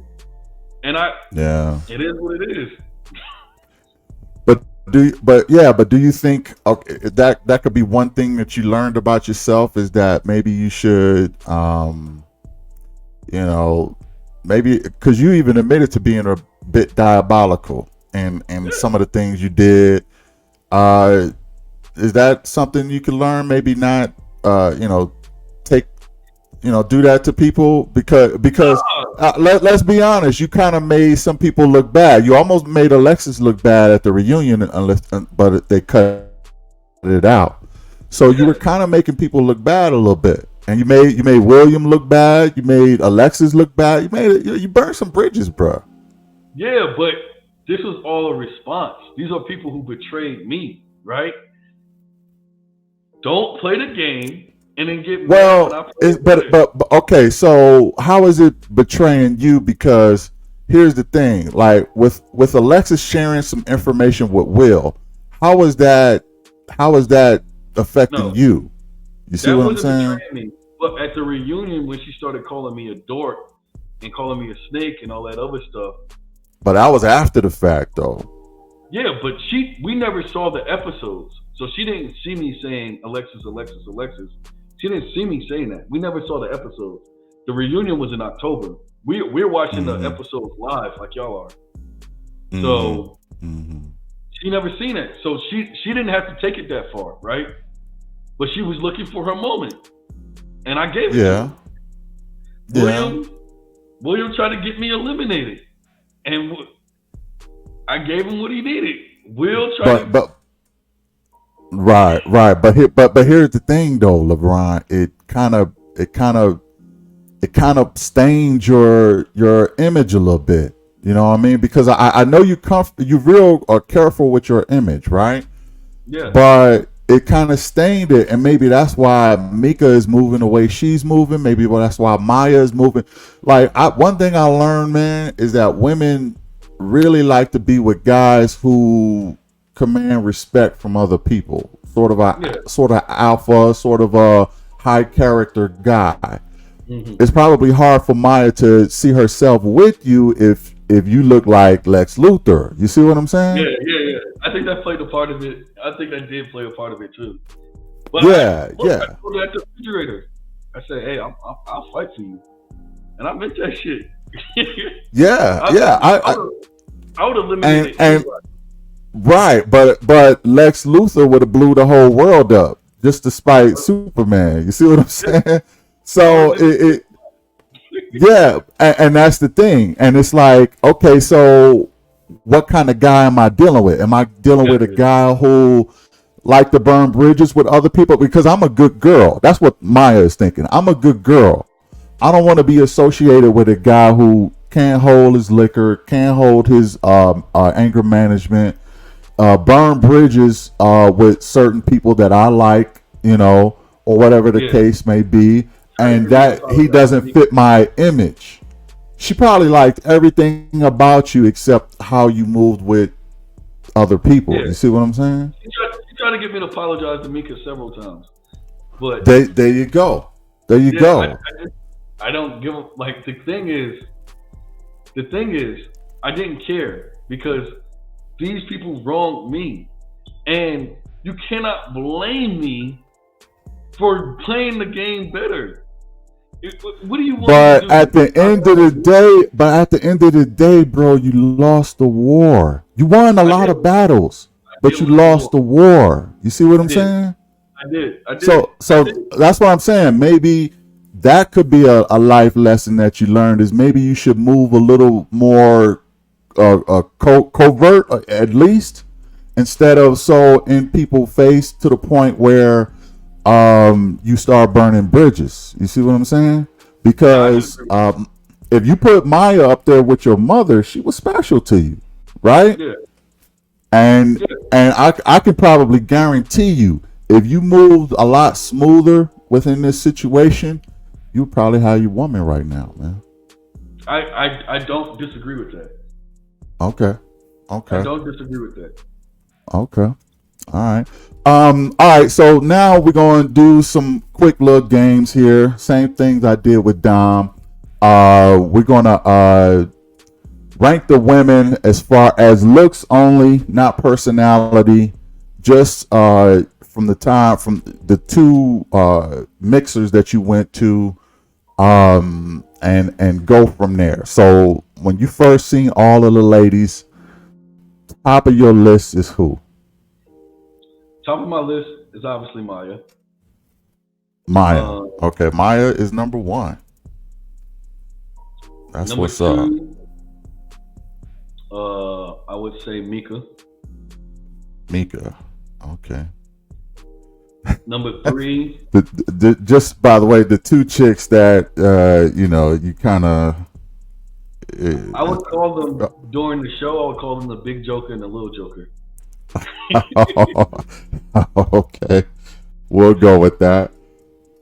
So number three is Ko. No, Laylan. Oh, Laylan. Okay. Mm-hmm. We talking about looks wise, right? Looks wise only, not personality. So okay. Laylan. Okay. Number four. All right. Number four. Vanessa. Okay. Vanessa is in the building. All right. Yeah, number four is Vanessa for sure. Okay. Number five, Ko. All right. Who else is left? Oh, number six would be Rashina. Yeah. Who else we have? Alexis, Patrice. Who else? You have April, Patricia. Oh shit! Hold on, we gotta rewind this. Okay. My bad. Number one, Maya. Number two, Patricia. Wow. Yeah, number two, Patricia. Dom said that too, and I maybe I didn't get a good look at Patricia, man, because Patricia fine, boy. She fine. Really? Patricia. Wow. She reminds me of just like a little chocolate Barbie doll. She is Really? fine. Patricia is fine. Patricia Well, is I fine. mean, the we didn't get enough, visions of her. Her RTL pictures just don't do her justice at all. You see her in person, ooh wee. Patricia is Yeah. fine. Patricia is Damn. fine. She is Okay. fine. Yeah. I forgot about Wow. her. I forgot about her. Yeah, Patricia. Yeah, it's funny because Don forgot about Laylan. It was like, oh man, I forgot about her. So Yeah. okay, so Patricia is number 2. So I can slide everybody else down. Yeah, everybody else down 1, but Patricia is Okay. definitely. So 1 we got Maya, number 2 Patricia, and then 3 Mika, Laylan, Vanessa, Koshia, and Rashina. Okay, so we got 3 left. So we got April, we got Patrice, we got who else? Alexis, So, yeah. Yeah, I will put that as Patrice, April, Alexis. Patrice, April, and you were least attracted to Alexis. Yeah, chick ain't got no booty. She ain't for me, man. I ain't no booty. Yeah. It's funny because Dom, he asked me a question. I guess I didn't get what he was saying at first. He was like 12-30. Would you like a chick who's 12-30? She's straight down, like no ass, or would you? No, nothing, huh? Wow. Yeah. Wow. And I just want to preference this too. All the women were beautiful in their own right, but yeah. Right. If we just. But I mean, she got the nice hair. She got the nice personality, but physically, you need some body on you, huh? Yeah, that could be my homegirl, but like I'm not trying to beat. Like, you know what I mean? Right. All right, so let's do the word association with the fellas. All right, I'm gonna just mention the guys. Give me one word you think this best describes them in your opinion. All right, let's start off easy with Chaz. Chaz. Yeah. I would say calculating. Calculating. Chaz does not make a move unless he's thought it over at least 10 times. Really? Mm-hmm. Oh. That's interesting. Okay. Yeah. Okay. Zoe. Fun. My boy, he's gonna have a good time. He just want peace, and he just want to have a good time. Zoe is for a good time, not a long time. Let me ask you this real quick. He was accused of smashing chicks the whole time, man. What are your thoughts about that? Shout out to my nigga Zoe. Shout out to my nigga Zoe. You know what I mean? I was there with when he done pulled some chicks on some crazy type shit. I'm like, oh, that's the guy. That's the guy. Yeah. Shout out to my nigga. That's crazy, man. Shout out to my nigga. Yeah. Okay, Jonathan. I said fun for Zoe. Yeah. For Jonathan, I would say cool. Jonathan likes to keep a level head. He likes to keep things close to his chest, and he just want to vibe, right? He don't want anything too extra. He don't want to divulge too much information. He just want to keep things surface level and cool, and let's just be cool. You know what I mean? Shout out to the Bottle Boys, though. That's the second half of the Bottle. Oh yeah, he is the Bottle Boy. I think I did see an interview with him, and y'all mentioned the Bottle Boys. Okay, who all in the Bottle Boys? Name all the fellas in there. It's me, Jonathan, Zoe, and Chaz. We the Bottle Boys. Oh, okay. Wait, Okay. William. you're gonna hate that I say this. 'Cause I know you like him, but if I had to describe William, I would say pathetic. Wow. Pathetic. Wow. William, like I said, his superpower is to make people feel bad for him. And Mm-hmm. I've seen him do that on and off the show to where he sways people's opinion by telling them a sad story. And me personally, as a man, I don't want people feeling bad for me. I would rather Mm-hmm. you respect me. I would rather you, hell, fear me or whatever. But I don't want people to feel bad for me as a Mm-hmm. man. I don't want people like, to me, that's like kind of like what homeless people do. They trying to like make you feel bad for them. Right, Um, right. he was cool during the show, but like he just always tried to make someone feel bad for him with some situation. And I just did not respect that shit, bro. Whether it was Tommy, whether it was us, whether it was the women, he always just had a sad story to tell. And maybe that's Yeah, just something he's dealing with. Maybe he needs to go to therapy for it. But just unloading I that, do. Yeah, I do know that a lot of military people carry a lot on them. You know what I mean? I know he was a military guy. I don't know what he went through, but I know a lot of military people carry a lot of mental things. And to be fair, we didn't see all of that you seen. We didn't see him sharing 3 hours of sad stories. We didn't see a lot of that. almost So every week. It was almost every week. Like they only showed the adoption thing, but he told us about how his friend got ballooned up because he was smoking a cigarette. That's why he don't smoke cigarettes anymore.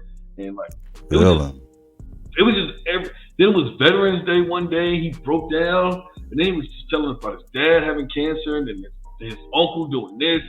It was just almost like we couldn't have a good time. We felt guilty for being happy around him. right, right, right. And I know that he, he been through a lot. And I did acknowledge. I said he has some baggage. Yeah, Dealing with William, you're gonna have to deal with a guy who do have a certain level of baggage. He do have 2 divorces. He got some kids. He has 2 divorces, so that's baggage in and of itself. Military guy dealing with his father, so it's yeah. He got a lot. He seemed like a decent guy, but he got a lot going on. I think at his core he is. Don't get me wrong. At his core he is. Right, right, I've been through a lot, right. but I just don't unload that on people. I don't You unload think it on you people. think he's addicted to sympathy? Yes, he's one of those people. Yeah, yeah. Yes. He wants Yeah. people to feel bad for him all the time. I've been through a lot, bro, like a lot, and I just don't tell people because I don't want people feeling bad for me, and because my Right. circumstances are good now. But like, Right. I think he's one of those people. He wants people to feel bad for him. He'll be the type of motherfucker that just be like, "Man, fuck that! I'm gonna kill myself today," and then wait for you to be Right. like, "No, Right. no, no, no, don't do that, don't do that." Like he just Yeah. Yeah. Yeah. that's what he gave during the whole trip. You can ask all the guys, like even Tommy, to the point where Tommy didn't want to talk to him. That's why you Really. don't see him at the reunion. Tommy didn't want to talk to him because he would just, and that's one of the things that I said. It was either he was there for Tommy, and he was there for people to feel bad for him. And I'm telling you, bro, it was a lot. It was like we felt at the getaway. I think that's when everybody, even the women, felt it. We felt guilty for being happy. We felt guilty. Wow. Yeah. Yeah. That's crazy. But I think at his core, he is a good person, though. So Right. maybe Right. pathetic is Right. a great word to say, but I was gonna, um, I was gonna say. yeah, Do you maybe want to find maybe another one? You want to come back and find another one for him? I think yeah. Let me come back. Pathetic wasn't the right Yeah. word to say. Yeah, Okay. I take that back. I Okay. take that Okay. back. At his core, he is a good person. I'm not even gonna lie. Right. He is a good person at his Right. core. At his Right. core, he is a good person. Yeah. He needs a lot of help, and I think he needs to want that. He needs to want the help and to get back past his pain and his trauma. Yeah. Yeah. Well, that's a good one. Just traumatized. You want to use that? Traumatized. Yeah. Okay. Okay. Aesthetic is the Well, word wrong. Sorry. yeah. Yeah. It's a little hard. All right, so we'll do traumatized, or just baggage, and both fits. I could kind of understand where you're coming from with that, but again, we didn't get that view of Will, but I take your word for it. You were there, so yeah, we'll go with traumatized. Yeah, okay. Yeah. What about Will? I really hope he gets the help that he needs.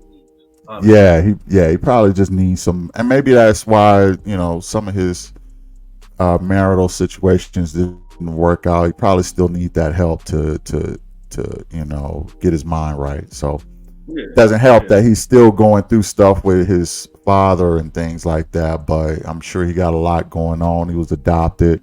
It's a lot of baggage. It's a lot of baggage. It's a lot. It's a lot. It's a lot. It's a lot. Yeah. It makes you feel bad for like. Yeah, I mean, but in a way, you can't really kind of blame him. I mean, like I said, he was adopted, divorces, his father. It's understandable. He just carrying a lot, and I was hard on the ladies for not really, wanting to deal with William, but I didn't see the magnitude of what his situation was, because they didn't show all of that, obviously. But I guess I can't blame the women now. The night before he got eliminated, he had them all, like, how Tommy be in the lounge? He had them lined up like that. And he was just telling them this sad ass. He was going through therapy with the ladies, huh? I'm like, shit. We had this getaway with unlimited liquor, and we are not. Yeah. Let's turn up. I don't want to hear this depression shit. Like, it's like it's a time and a place, right? And he just always chose the wrong time. Yeah. But shout out to William, man. I mean, at the end of the day, man, you had a heavy life. I ain't gonna hold you. You had a real heavy life, but you just gotta you gotta find better avenues to let that out. Like find peace. Yeah. The women on the show are not equipped to deal with that. We're not equipped to deal with that. At least not initially, right? Like, this was my homeboy, and we 2-3 years in. Then I can carry that burden for him. Right. But like, right. Just met you. Right. You know what I mean? Right. Yeah, he might be addicted to sympathy, man, because that's a bit of therapy for some people, is just getting sympathy, but people feeling bad for you. I told you that's his superpower. He could get somebody to feel bad for him, but I'd be like, God, making me look like an asshole because people feel bad for you. Right. Okay, so Will, Chocolate Will, fake. One word. Huh? Fake. Wow. Fake. He's ain't no love lost here, huh? Will, I know his mentor. Love it. And I know for a fact Will's not a millionaire. I know for a fact because I know who he gets his loans through. Now, does he have the potential to become a millionaire? Absolutely. I think if he keeps on this track for the next 3 to 5 years, he will be a multimillionaire. I'm not gonna hold you, but I think he's one of those people. Jay-Z used to call them now and later rappers. They'll rap about it now, probably get it later. He wants to show you that he has it now, and he would go to those extremes and get in debt to show you that he's this, and he'll probably recoup it later. He has the potential to be a multimillionaire. I will not take that from him. Right. Especially, I've seen one of his houses. It's nice. One of his houses is very nice. Oh, for real? Very nice. Yeah, it's very nice. Like, I would buy it. Like, if I had that type of money. At the reunion, he said he got more money than you. No. And I'm not rich. I'm not rich. Right. Right. I'm not rich. But I know what I gross annually and what he grosses annually, because we're talking about gross. Well, no, let's talk about net. I know what I net annually and what he nets annually. He may make more money, but he also has larger expenses. Expenses, right? So if you make $1 million, but your expenses is $950,000, so you only netting 50. Right. Then you don't have more money than me. Right. But even if he did, right? Like, I wouldn't care, because what you eat don't make me shit. You know what I mean? Facts. Yeah. I wish him the best. I do think that I'm not gonna lie, the house that he built that I saw, if he made another one like that, but in like a better area, I would buy that shit. It's really nice. For real? It's really nice. Wow. It's really Shout nice. out to Will. It's really nice. Yeah. It's really nice. I love the interior design. The outside is kind of like because it's like box shaped. It looks like a container home, but the inside, oh my god! I mean, the nice, kitchen, the bathroom, the bedroom. It's really nice. It's really nice. That's what's up. So if he continues that path, yeah, he'll be a multi-millionaire in 3 to 5 years. Yeah, easily. That's what's up. What was the chain real, man? No, that shit was fake as fuck. That shit was fake as fuck. Like, come on now. Like, you could see the green on his neck when you saw that. What? For real? Bro. And oh yeah, okay, let's click, because I saw in your interview, you was like, well, you said, well, you know better. I just yoked him up before that scene, and he had to pull a gun out on me. What? And, yeah, he pulled a gun out on me. That's why I was like, nigga, you know better, because I know you ain't got that gun on you. So you know better than not to talk to me like that. And then at my Christmas party, he showed up, and I had to yoke him up again. And he showed up for my neighbor, but I had to yoke him up again. Will's scared of me. He's scared. I swear to God, he's scared of me. If he don't got that pistol on him, he's scared of me. He's scared. He filed charges against me.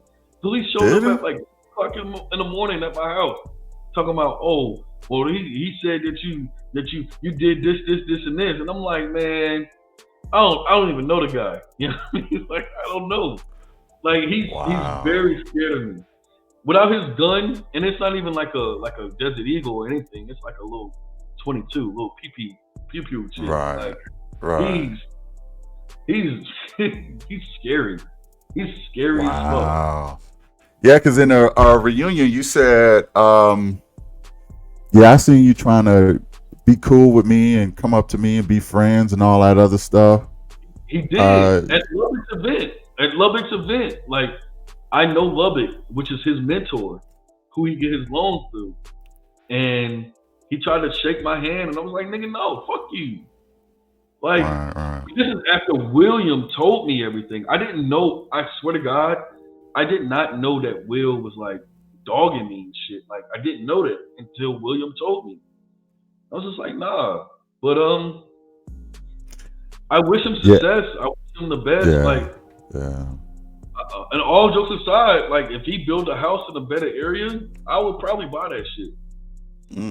So he got the design, he got the, and he's under a good mentor, so he'll probably make it there. I remember him saying in a reunion, this dude is a clown, man. Like, y'all obviously don't really rock with each other, but it is what it is. Hey, I just want to see brothers succeed, be happy. You ain't gotta be cool and shake hands with everybody, but you know. It didn't show me yoking his ass up though. I fucking picked that nigga up. I said, nigga, stop fucking playing with me. I wish I would have seen that. Then he brung the popo on you, huh? Yeah, he pulled the strap out on me, and then that's when they had me like in a room. They didn't want me to tell everybody that he had a gun. They took his gun, and then we got on the set, and that's why I was like, nigga, you know better, cause like I know you don't got your gun now. Now I can beat your ass for real. For real. Wow. That is hilarious, man. That's hilarious. Yeah. All right, moving on to shout out to Will though. The Williams. I said I don't know what Laron got against Wills. Like you had a beef with both the Wills. It seemed like. I did like William. I did. I really did. But when he told me that because my whole thing is, yeah, I get it. You wanted to divert votes from you so you don't get eliminated. But what if I got eliminated? Like, and at that point, I was like, nigga, fuck you. You know what I mean? I liked William, bro. Like, we hung out outside the show. Me, him, and Patrice, we hung out outside the show. I liked William. I did. Like, I did. I did. Yeah. Well, one word association for my boy Dom. Impartial. Impartial. Okay. Dom is Switzerland. He's not gonna say fuck Laron. He's not gonna say fuck Will. When I'm talking to him, he's not gonna say fuck Will. When he's talking to Will, he's not gonna say fuck Laron. He's just gonna say, you know, I know y'all got at odds, but I rock with both of y'all. And right. He's gonna keep it impartial. He's not gonna diss us. And then he lets it known that he's friends with both sides, and whatever we got going on is between us. Right. Okay. All right. Justin. Tricky situation. Because the new information I just got is different. But I like Justin. I thought me and Justin could have been really good friends.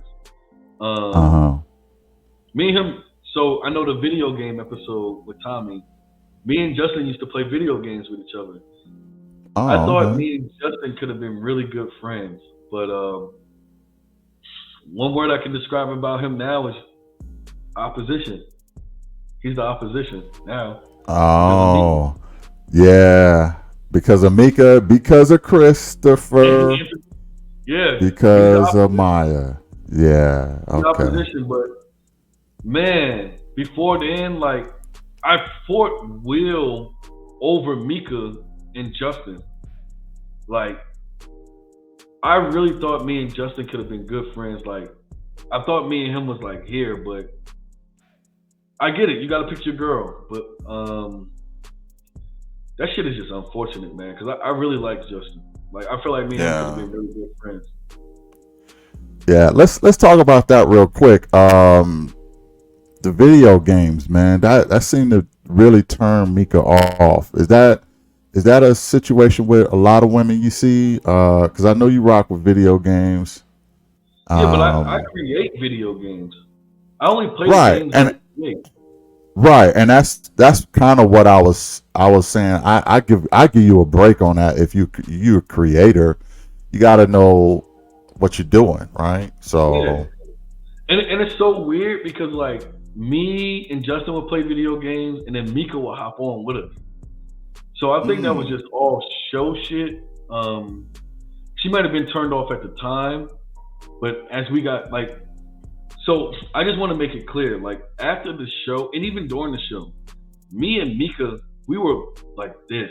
Like I don't even like talking on the phone, but I could talk on the phone with Mika for hours. Really? Yeah, like I won't even talk to my family on the phone for more than 30 minutes. But me and Mika, there's sometimes we've been on the phone for like 3 or 4 hours. Like I loved Mika in like a different sense, not like a romantic sense. I loved Mika. I loved Justin. It's just unfortunate. Like I don't understand how we got to this point. But I love Mika. It seemed like Maya broke your heart from the females and Justin broke it from the dudes a little bit. Yeah. Justin was like my boy. And Mika probably. Yeah. Like me and Justin would play video games damn near every day. Like Justin was like my boy. I wanted to go support him at his basketball games. I really liked Justin, bro. Like he was like I thought like, okay, especially once we start realizing that we knew a lot of the same people. I thought Justin would be somebody that I would have, like Mika and Justin. I thought that would be somebody that I would have in my life forever. And I supported their relationship. Like, I wanted to be at their wedding.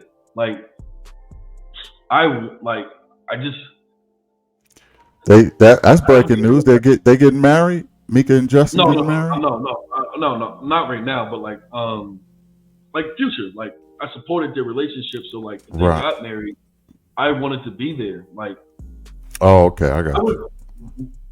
So at when the show actually premiered, there was a schism between the cast, the men versus the women. Obviously, Justin was on the women's side because of Mika. I was more upset that I couldn't hang out with Mika and Justin than I was upset that I couldn't hang out with Maya. Like, Mika and Justin were basically like family to me. Like, Mika has the password to all my fucking streaming services. Like, I don't know. It's just so unfortunate how all this shit turned out. Like, that kind of goes back to what I was saying before, man. What, some people, if they feel like you too diabolical or whatever, you kind of burn bridges and the whole nine. But I turned on Mika for the guys, for Chaz and them. But I mean, it looks like during the show she turned on me. Yeah. It looks like that. Yeah, but I don't know, man. Like, I hope in the future, truly, like this is me putting my ego and my pride aside. I hope sometime in the future that I can work it out with Justin and Mika. Yeah. Like, once the show should die, once maybe a year or two down the line, I hope that I can work it out with Justin and Mika. Is there any group chats going on now? I can't even confirm or deny that information. I mean, it's. I don't know if that's a secret. I know the women have one. I don't I knew the women been had one. They just don't talk about their stuff. Yeah. Well, they do, because I found out a lot of things. I bet. A lot of things. I bet. Yeah, I bet. But there, if I was just wondering if there was one at least among the guys. Well, and I'm not saying to mention anything in them. I'm not trying to go that route. I was just wondering if there was one. Well, we had a party planning committee, and that was just to because we had the premiere party and then we had the reunion party. We just had a party planning committee. It wasn't. We never really talked inside of it outside of planning the parties, because there's a lot of moving parts. For the reunion party, I had at least 3 members of every season of Ready to Love fly in. So we had a party planning committee group chat, but it wasn't like anything outside of the party. We didn't talk about. Have you met anybody from the last season, or is there anybody you was interested in from the last season? Or so the crazy thing is, Kira showed up at my pool party before her season aired and my season aired, and she was like, "I'm on Ready to Love," and I'm like, "Shit, I'm on Ready to Love too." You know what I mean? Kira's sexy as fuck. I mean, is she? Wow. But shout out to Kira, shout out to Tequila. I eventually met Tequila. Unique came to my house before, and then I met Adonis. I actually met Adonis before the show. I went to one of his Christmas parties, which was dope. And then I like Adonis? Marvin. He was the sex dude. Okay. Yeah, I remember him. Yeah, and then he go by Adonis now. Adonis is what I know him by. He that's his little sex novel name. But, okay. I haven't met Chris, Nigerian Chris, but we've talked on Instagram. He's cool as fuck.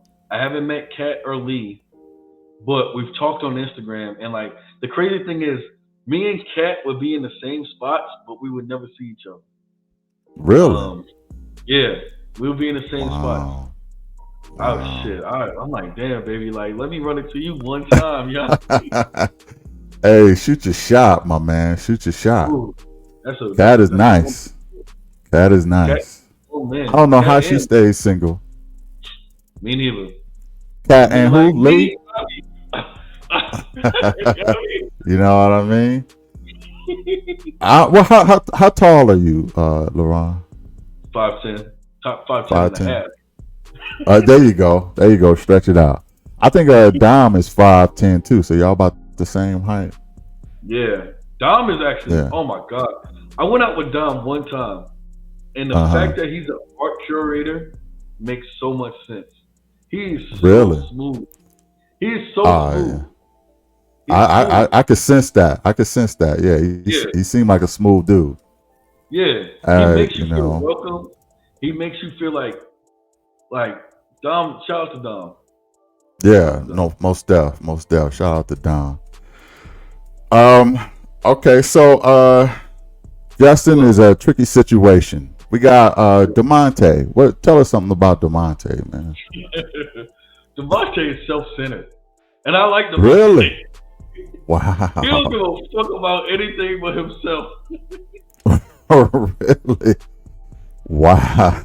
Devontae don't give a fuck about anything but Wow. himself, nigga. That's And why they let him go earlier. You think? Demont, Yeah. even in the, even with the party shit, we will be like planning shit. He would never promote it. He would promote his business, and he's like Demonte, what the fuck, nigga? Like, he's cool Right. though. He in person, he's a cool person, but he don't give a Mm. fuck about anything but what else he got going on. He's self-centered, Wow. but he's cool. He's cool Self-centered. though. He's cool. He's cool. But definitely Yeah. self. Wow. That's Demonte is funny. a character, boy. He's a character. Glenn. We don't Weird, know much about Glenn. Yeah. weird, weird, weird. Yeah. I thought, honestly, when he didn't show up, I thought that was like a plot, right? For like, you know what I mean? It's just a plot for later. Glenn didn't show up, and then Justin show up. I thought it was a plot, but nah, that nigga weird. When I met him at the Mm. reunion, I was just like, oh, like Right. nigga, you would have got eliminated first, like easy, easy, We I kind remember, of seen a little bit of that, especially him in a confessional with the velvet blue couch. He seemed a little intrigued by that. I remember when Justin, when they was like, well, Glenn, you can go on dates with these women, and Justin was like, well, there's one woman you can't talk to, and I was like, nah, Right. nigga, it's two, it's two. He was like, well, Maya said y'all not together. I said, nigga, I did. I said we together. If you want to talk Yeah. to her, I'm gonna shoot you. And he was like, For real. he's weird. I would maybe weird is not the right word. Maybe socially awkward and a little Okay. nervous. The camera's there, right? And Right. Right. I don't know. He made the very smart decision not to be on the show because he wouldn't have survived at all. Wow. Yeah, Wow. he wouldn't have survived. So the first two guys gone would have been first two guys gone anyway. Demonte and Glenn. Well, Demonte only because he was filming. If it wasn't for him filming, then William would have been gone. I think if Wow. Demonte could step outside of himself, like, because Mm. Demonte, when you talk to him, he's actually really cool, but he's so into himself.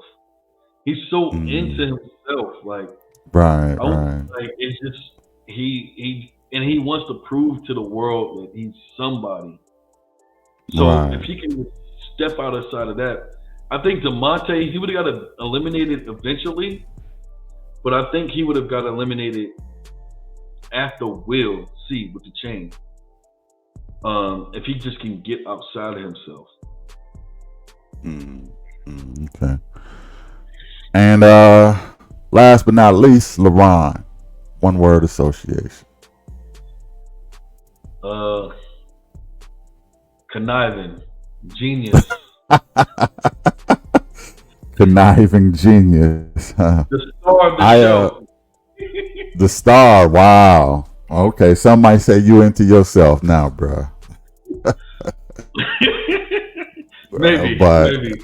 But maybe a little bit. I was very like after they, and it wasn't about Cole. It was more so about them betraying my trust. Cole just was the byproduct. Yeah. But I really cared about that girl though. I ain't gonna lie. Like when y'all saw me at that refrigerator confessing my love for her, I was off some shots of tequila and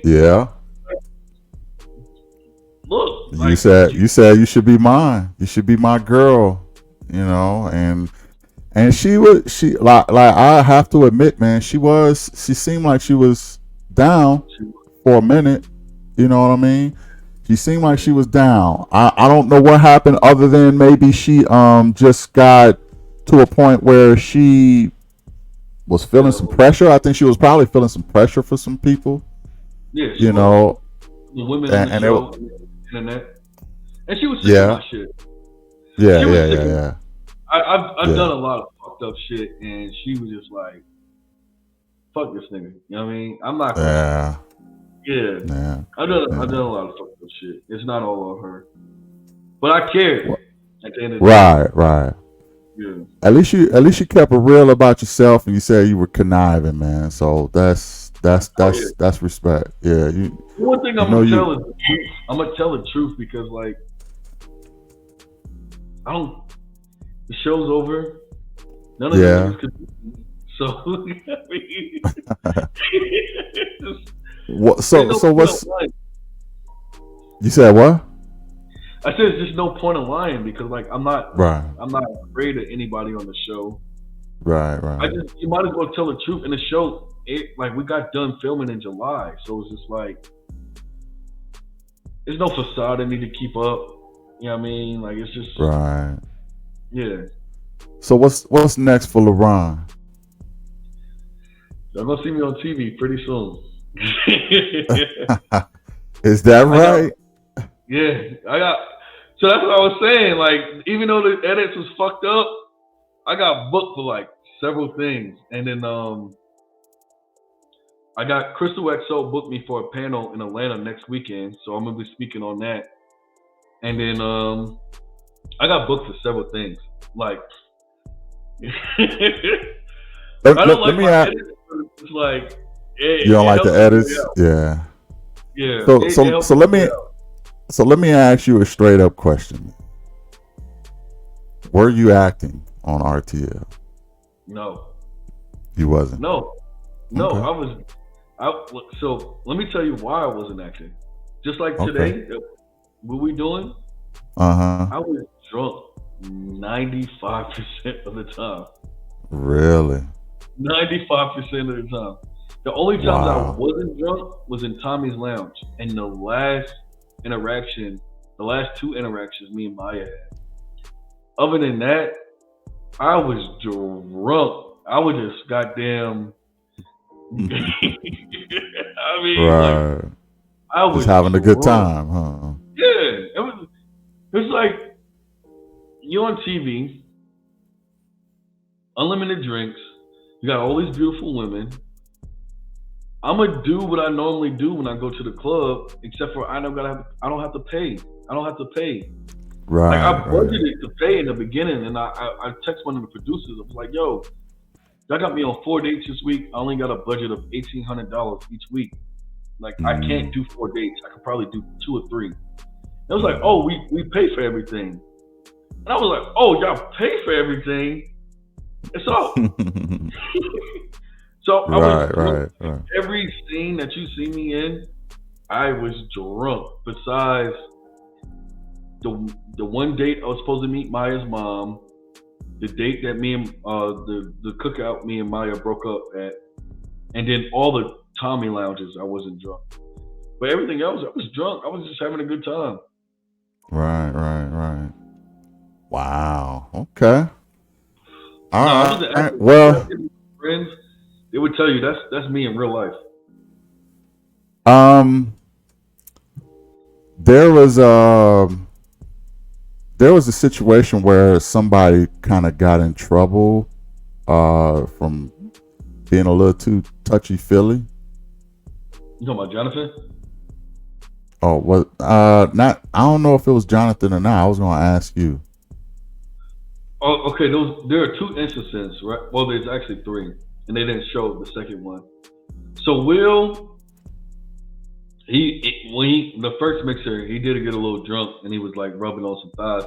Which I don't blame him, because nigga, I would have did the same thing, right? Like, my whole thing is, instead of trying to like out him and trying to make him paint him to be like some type of pervert, just have a conversation with him, right? Because Will's not a pervert. Will gets girls. Like, he can pull girls. I don't like him. Like, let's be clear. I don't like him. But I can also still. But he can get women, and you'll buy his homes, right? Yeah, okay. Yeah. Will can get women. He's not no weirdo. He's not that. So I had a conversation with Mika and Cole about that. I'm like, yo, y'all got to stop talking about him like that, because like, he was just drunk. You know what I mean? And like, sometimes he will style me. Right. I did it with Cole, and she didn't complain about me. Right. So now Will's not no pervert. He's not none of that. Like, he was just a little drunk, and like, because they didn't really feed us that first day, right? Like, so I feel like that was a conversation they should have had off camera. And then even with Jonathan, when he picked Alexis up, she liked it at first, and it wasn't until Will got involved and he was like, "Man, what the fuck?" That's when she started acting like she was uncomfortable. So Jonathan's not like that. Jonathan is actually too reserved. There's been times where I've been out with Jonathan after the show where like some girls I know be like, "Yo, tell him to meet me in the bathroom," and he wouldn't do it. You know what I mean? He's just like, really? Nah. Oh, Jonathan, the man out here in these streets. I ain't gonna lie. Jonathan, the man. I've had chicks literally tell me, "Yo, tell him to meet me in the bathroom," and he wouldn't do it because like he's real reserved. So that pajama party shit was just like him trying to just like spice things up because it was boring. And then Tommy also had a talk with us. It was like, "Yo, these women feel a little uncomfortable. They talking about you grabbing up, not like me specifically or any guy specifically."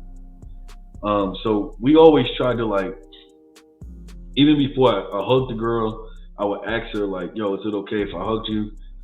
Because I don't want to be painted as like some type of pervert or some type of deviant on TV. And that's what I try to tell the women about Will. Will's not a pervert. He's not a deviant. I don't like him. Let's just make that clear. I don't like him. I don't agree with him. But at the end of the day, like, he's not that. He's not that. Will pulls women. Will pulls women. You know what? Let me give you some props, man, because you just you kind of defended a guy that you don't like, and you kind of is giving him his props where they are deserved. So shout out to you, because that's honorable for you to do that, and say, look, he's not a pervert. His homes he will be a millionaire. His homes is nice. Even though you don't like him, y'all ain't vibrating on the same frequency right now. You're not sort of throwing him under the bus. I find that honorable in you. I just want to mention that. Yeah. Yeah, because the truth is the truth, right? The truth is the truth. Right. That kind of makes you more credible too. So yeah. So that's what's up. Listen, Koshia said Laron no, choke the spanked. Okay. What she liked it spanked? She likes it spanked, y'all. Oh my goodness, that's what's up. What else you can you share some light on about this cast and this season, man? What else can you share with us? I just want to say shout out to the guys. You know what I mean? Shout out to Chaz. Alonzo, um, Jonathan. Jonathan. Yeah. Shout out to Lamar. Lamar was Lamar. Yeah, Lamar is and that's Lamar. that's one guy I left off the list is Lamar. One word association with Lamar. Lamar is Lamar. That nigga is not acting. Lamar's a lot to deal with. But I think there's a learning curve when it comes to Lamar. And I think once you chill with him maybe 2 or 3 times, it's just like Lamar's Lamar. And Yeah. harmless, right? Like he's not. I don't really know about Houston, and I don't really know about his era because he's a little older. Mm-hmm. But Lamar is Lamar. What you saw on the show is Lamar. Like, and Lamar, Right. he's harmless, and he's just a good time, man. Like Lamar is somebody that you have to learn to love. And once you hang out with him 2 or 3 times, it's just like, oh, that's Lamar. You know what I mean? Right, It's a lot right. when you first meet him. Yeah, you just got to get over the whole awkwardness and the bluntness that he got, and then once you do that, then you can be like, oh, that's just Lamar being Lamar. It's Lamar, and you love him for it, right? It's like, oh, Lamar. You know what I mean? Yeah, like you love him for it. You love him for it. You love him for it. You love him for it. And then, yeah. So yeah, shout out to Lamar.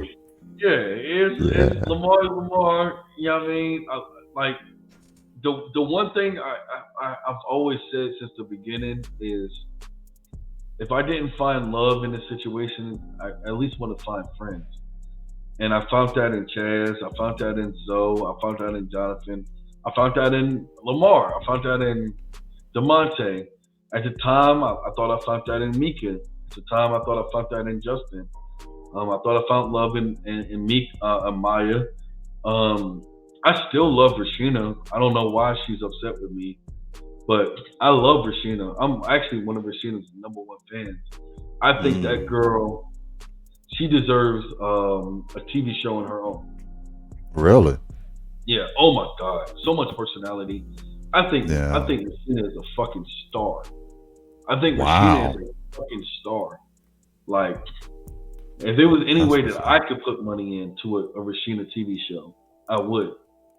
Really? Yeah. Oh my God, Rashina's a star.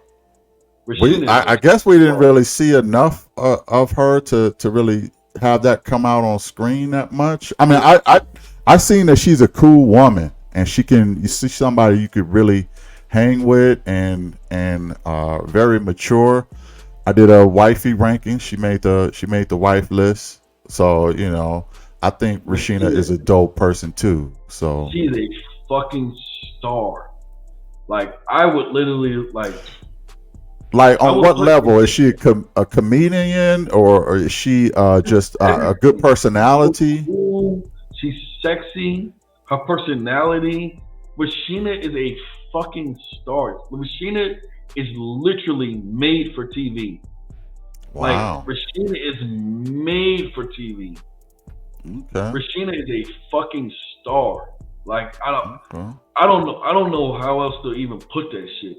Rashina is a fucking star. And I don't think when I watched the episodes back, they didn't even show the date between me and Rashina, but I don't think they played her right. Rashina is a fucking star. Why didn't you try to go after her then, man? Her relationship with Maya, and Chaz, and she didn't. Or you didn't want? Oh yeah, she didn't want. I thought she was open to it with the right person. Yeah, I'm not the right person. Yeah, hey, Rashina, give your boy a break and give him a call after this. Give Laron a call. Rashina's a star. I love her to death, but that relationship wouldn't work. It wouldn't work. Well, I'm not talking about relationship. I'm talking about friendship, at least. You know what I mean? Yeah. I miss her because, there was this one time, and this is how fine Rashina is. This is how fine Rashina is. We was at this club, we was at this lounge called Felix Cooper, and she walked in. I didn't even know it was her. I was like, damn, who is this fine ass bitch? You know what I mean? Like this fine ass. I didn't even know it was Rashina. I didn't realize it was Rashina until like an hour later. I'm sitting here talking to her, spitting game at her. What? And I'm what? like, Let me ask you a very important question. Was she wearing a blonde wig at the time? no, she wasn't. She was wearing a. That's it. She was wearing like a black wig, and she had these glasses on.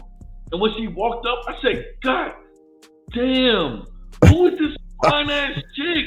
That's the one I wanted to see. That's the Rashina I wanted to see with the black hair, man. God. Oh my God. Oh my God. Oh my God. Rashina is fine. Rashina is a star. Like if I had enough money to executive produce a show, it would be around Rashina. What would it be based on, though? I mean, it's just her like living a single life or something, or?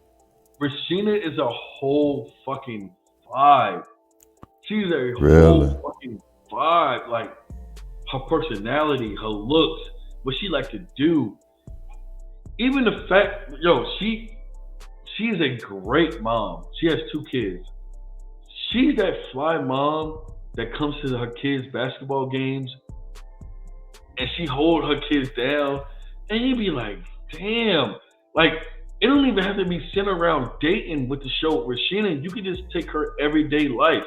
You could take her doing hair at her shop. You could take her partying and eating with her friends. You could take her taking care of her kids, going to the basketball games, doing everything. Rashina deserves a whole show. She's so multifaceted. She's a whole vibe, huh? Rashina is a whole vibe. I'm telling you. I used to look at her Instagram stories. I used to love when she posted. I used to love it.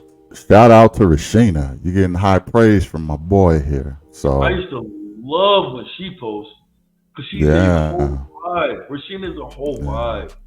Yeah, that's what's up. Yeah, that's what's up. Yeah. So yeah, so I guess that's one of the things that we didn't know. Anything else you could think of that we probably got a misunderstanding about? Mika is a good person despite everything. I think I heard. Honestly, I'm a little biased. I think everyone is a good person at their core. Okay. Right. Situations that cause them to act certain ways, move certain type of ways. Mika is a great mother. She sent her daughter to college. She also has a younger son, who's a good kid. I haven't met him, but I know all about him through her. Honestly, if I'm just being honest, I think everybody on the cast are good people. I think we were just placed in a high pressure situation, and it caused sometimes the worst out of us. Because when I hung out with some of the cast outside of the show, once we got the pressure of dating off of us, they were all cool people. Even like with Patrice, when I got the pressure of not dating her, like I said, I took her to Catfish Spot. She loved it. We love hookah. We love vibing. She even was there for me when I was sad. Like, it was a time when like I was super sad, and she came and cleaned my crib and gave me a massage, and it wasn't sexual. It was just like she wanted to be there for me. Patrice? I think everybody on the cast are cool people.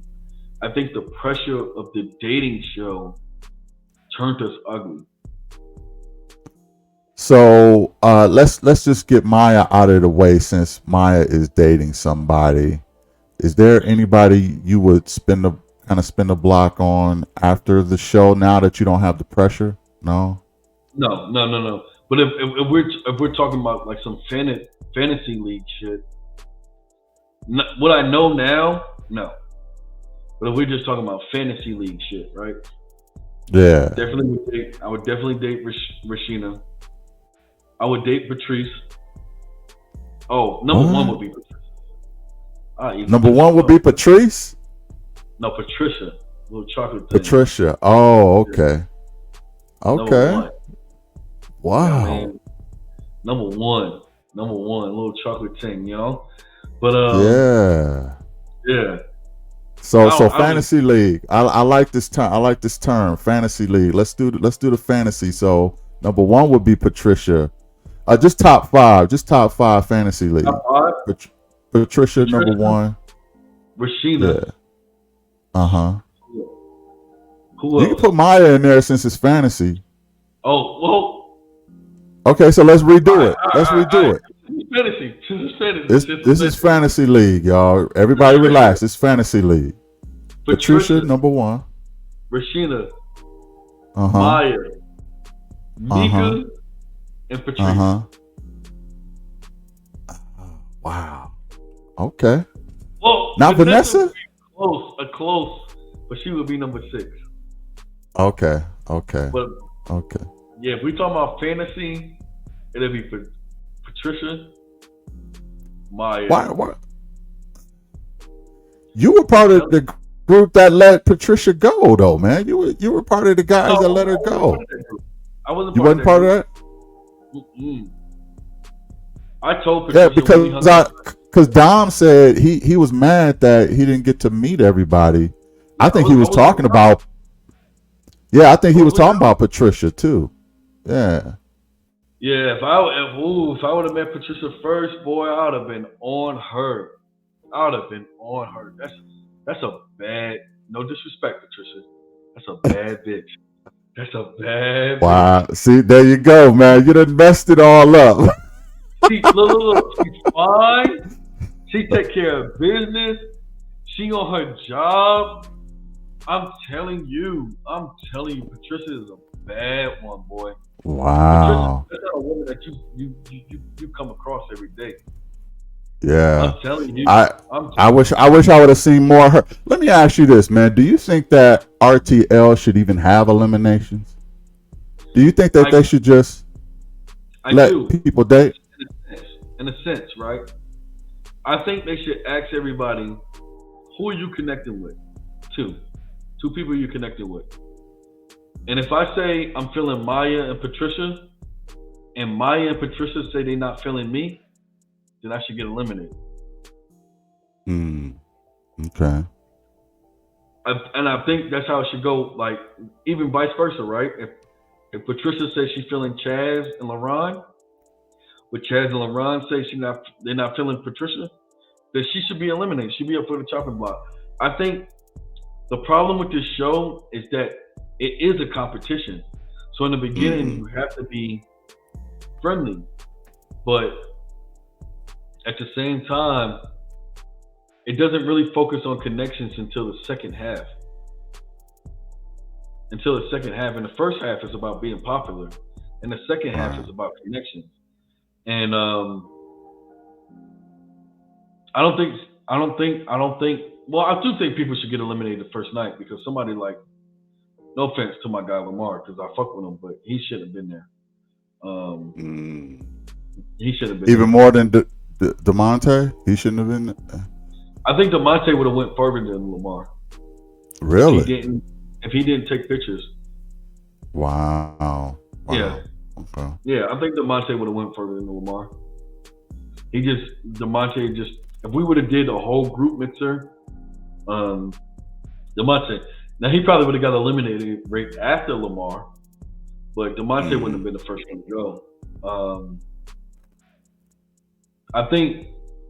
I don't know. I think if you don't have a connection at all, if somebody says they're not feeling you and nobody's vouching for you, then you should get eliminated, because at the end they showed a men's group lounge, but it was actually one more. It was a deadlock.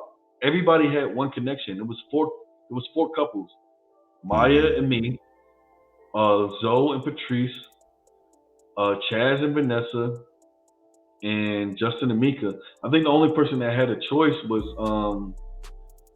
Chaz. Chaz had a choice between Vanessa and Rashina, and he chose Vanessa, and I get that. But Rashina's sexy, boy. I'd have chose Rashina, boy. Rashida sexy. Rashida. Oh my god. Yeah, I remember that one scene where Chaz was like, I've been having dreams about her or something like that at the reunion. Rashida is. Oh my god. Oh my god. I seen she got some sex appeal. She put the little strawberry in her mouth, and I ain't gonna hold you, but it looked like she had a hickey. It looked like she had a hickey that next day. What's going on? It didn't show. Yeah. Rashida just. Oh my god. Oh my. I'm a little biased, but Rashida. Oh my god. Yeah. If Rashida was 5 years younger, I'd have probably put a baby in Rashida. You know what I mean? Yeah. Now, it's been said, man, at least half the cast have, consummated things. What are your thoughts about that? I don't disagree. Wow, that's what's up. Now you kind of redeemed William a little bit. You kind of showed props to Will a little bit, even though I'm talking about your adversaries. Okay, yeah. Give me something nice about Alexis, man. You haven't said anything nice about it. Give me something cool about Alexis. So I think what Dom said about Alexis is 100% true. Alexis did not want to tear down black men. And I didn't see it at the time. But when I'm watching the show back, Alexis was very careful about how black men were portrayed. And she was an ally. Alexis is a black man ally. And a lot of women may call that pick-me-ish. And they may call that, but no, she cared about how black men were portrayed on TV. And I did not, and that's my fault, right? That's something that I failed to see. Alexis was very protective about how men were portrayed on the show, and I didn't see it at the time. And that was one of the things when me and her had a conversation at our date. Not our date, but it was like a elimination date type thing when I was eliminating her. That she showed me, which really changed my perspective about her. She's very protective of black men, and I commend her for that. Like, okay, honestly, when I'm watching this show back, I feel like shit the way I treated Alexis. Okay. The person that I should have been protecting and I should have been championing was Alexis. Wow. Okay. That's who I should have been protecting. And I feel so guilty for, like she said, I fell in the trap of Cole and Mika.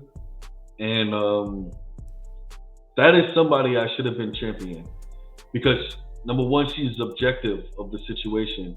And she's not going to agree with women because they're women. But she was also very protective of black men's image. And when we look at this season, you see this is a tear black men down season. No black man came out of here unscathed. Right. And I think Alexis was trying to protect that. And I didn't see it at the time. I did not see it at the time. Yeah. And I think maybe one person that came out a little unscathed was Justin. And that's because he's homeboy. Because he what? He's Tommy's homeboy. They're both Kappas. Both Kappas, yeah. Yeah. So interesting.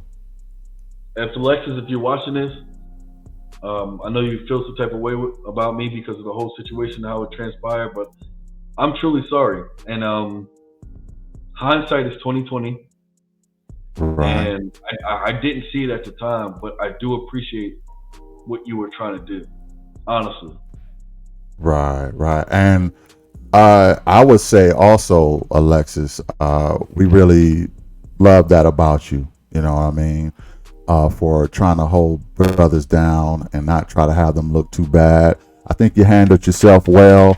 I said I'm not going to hold you for what happened at the reunion. I know you were drunk. But, for the most part, you showed yourself to be a great woman, in my opinion. I had you high on my list. You know, people, people talk about, some, physicalities, but I look at character. You had a lot of character, and you held us down. That goes a long way with me. So yeah, shout out to Alexis. Yeah. No, absolutely. Yeah. I know she hates me now, but even after the scene that we filmed when I was eliminated, I messaged her and I was just like, "I'm sorry." I apologized to her. Oh, you did? Oh, okay. Yeah, I apologized to her because I was just like, I had you figured out all wrong. Now the reunion was something different. She was just looking for a moment, and I gave it to her. But right. When I eliminated her, I messaged her immediately that night, and I was just like, I had you all figured out wrong. Like, if I rewind time, I wish I would have spoke to Alexis first, and then we could have figured everything out, and the shit would have turned out way differently. Right. Alexis was all about protecting black men. That's what's up. Shout out to Alexis for real. All right, well, that's all I have for you, my man. Hey, tell everybody what's going on, or how they can reach you, or what you got coming up, and let us know. Well, my Instagram is Laron91, that you can see right there. Yeah. But other than that, I'm gonna just say, I'm gonna be back on y'all screens very soon. It's not gonna be Ready to Love. It's not gonna be own shit. But you got premium cable. I'm gonna be here. Oh shit, that's what's up. It's not gonna be reality TV. Scripted. Yeah. I'm in book for a bunch of different things. I got a couple brand deals going on. Yeah, y'all gonna see me real soon. That's what's up. Yeah. Hey man, look, anybody come on my show, man, you get automatic props from me, respect from me. You came out, you told your side of the story. Much respect to you for that. And I will have to say, this season actually is my absolute favorite season. So I got to talk to a lot of you guys, or some of you guys at least, and I got a better understanding of probably this season than I have any other season. So shout out to y'all. Before we let go? Yeah, go ahead. So while we were filming, the season before us already aired, was already wrapped up. Mm-hmm. While we were filming, they already told us that we were going to be the last season, that Ready to Love got canceled. But because of our ratings, they got renewed for 2 more seasons. What? They told us really? While we were filming, it was like they wish that we aired before the season before us.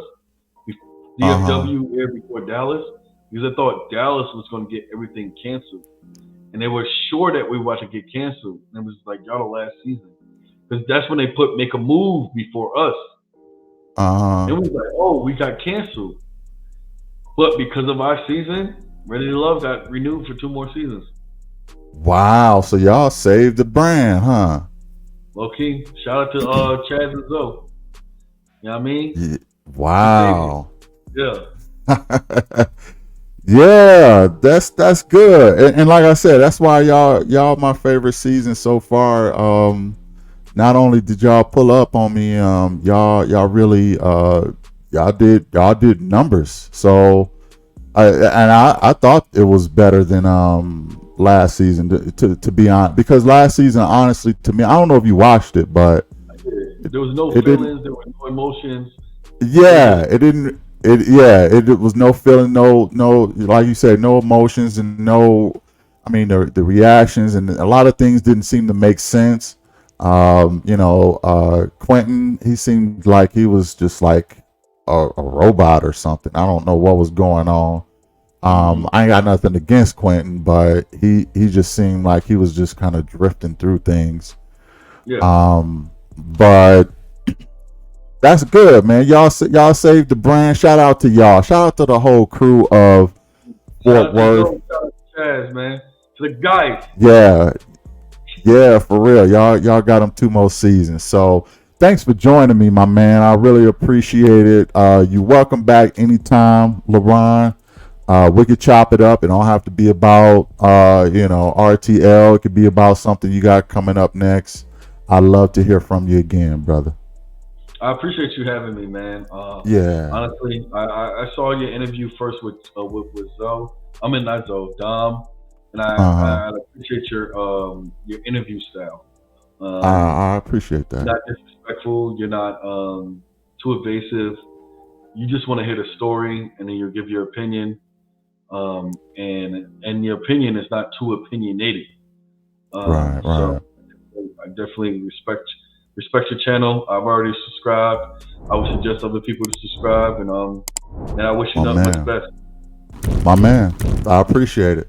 Thanks for joining me again, and I'll catch up with you, man. Keep in touch. All right, hold it down, man. All right then. Later. Peace.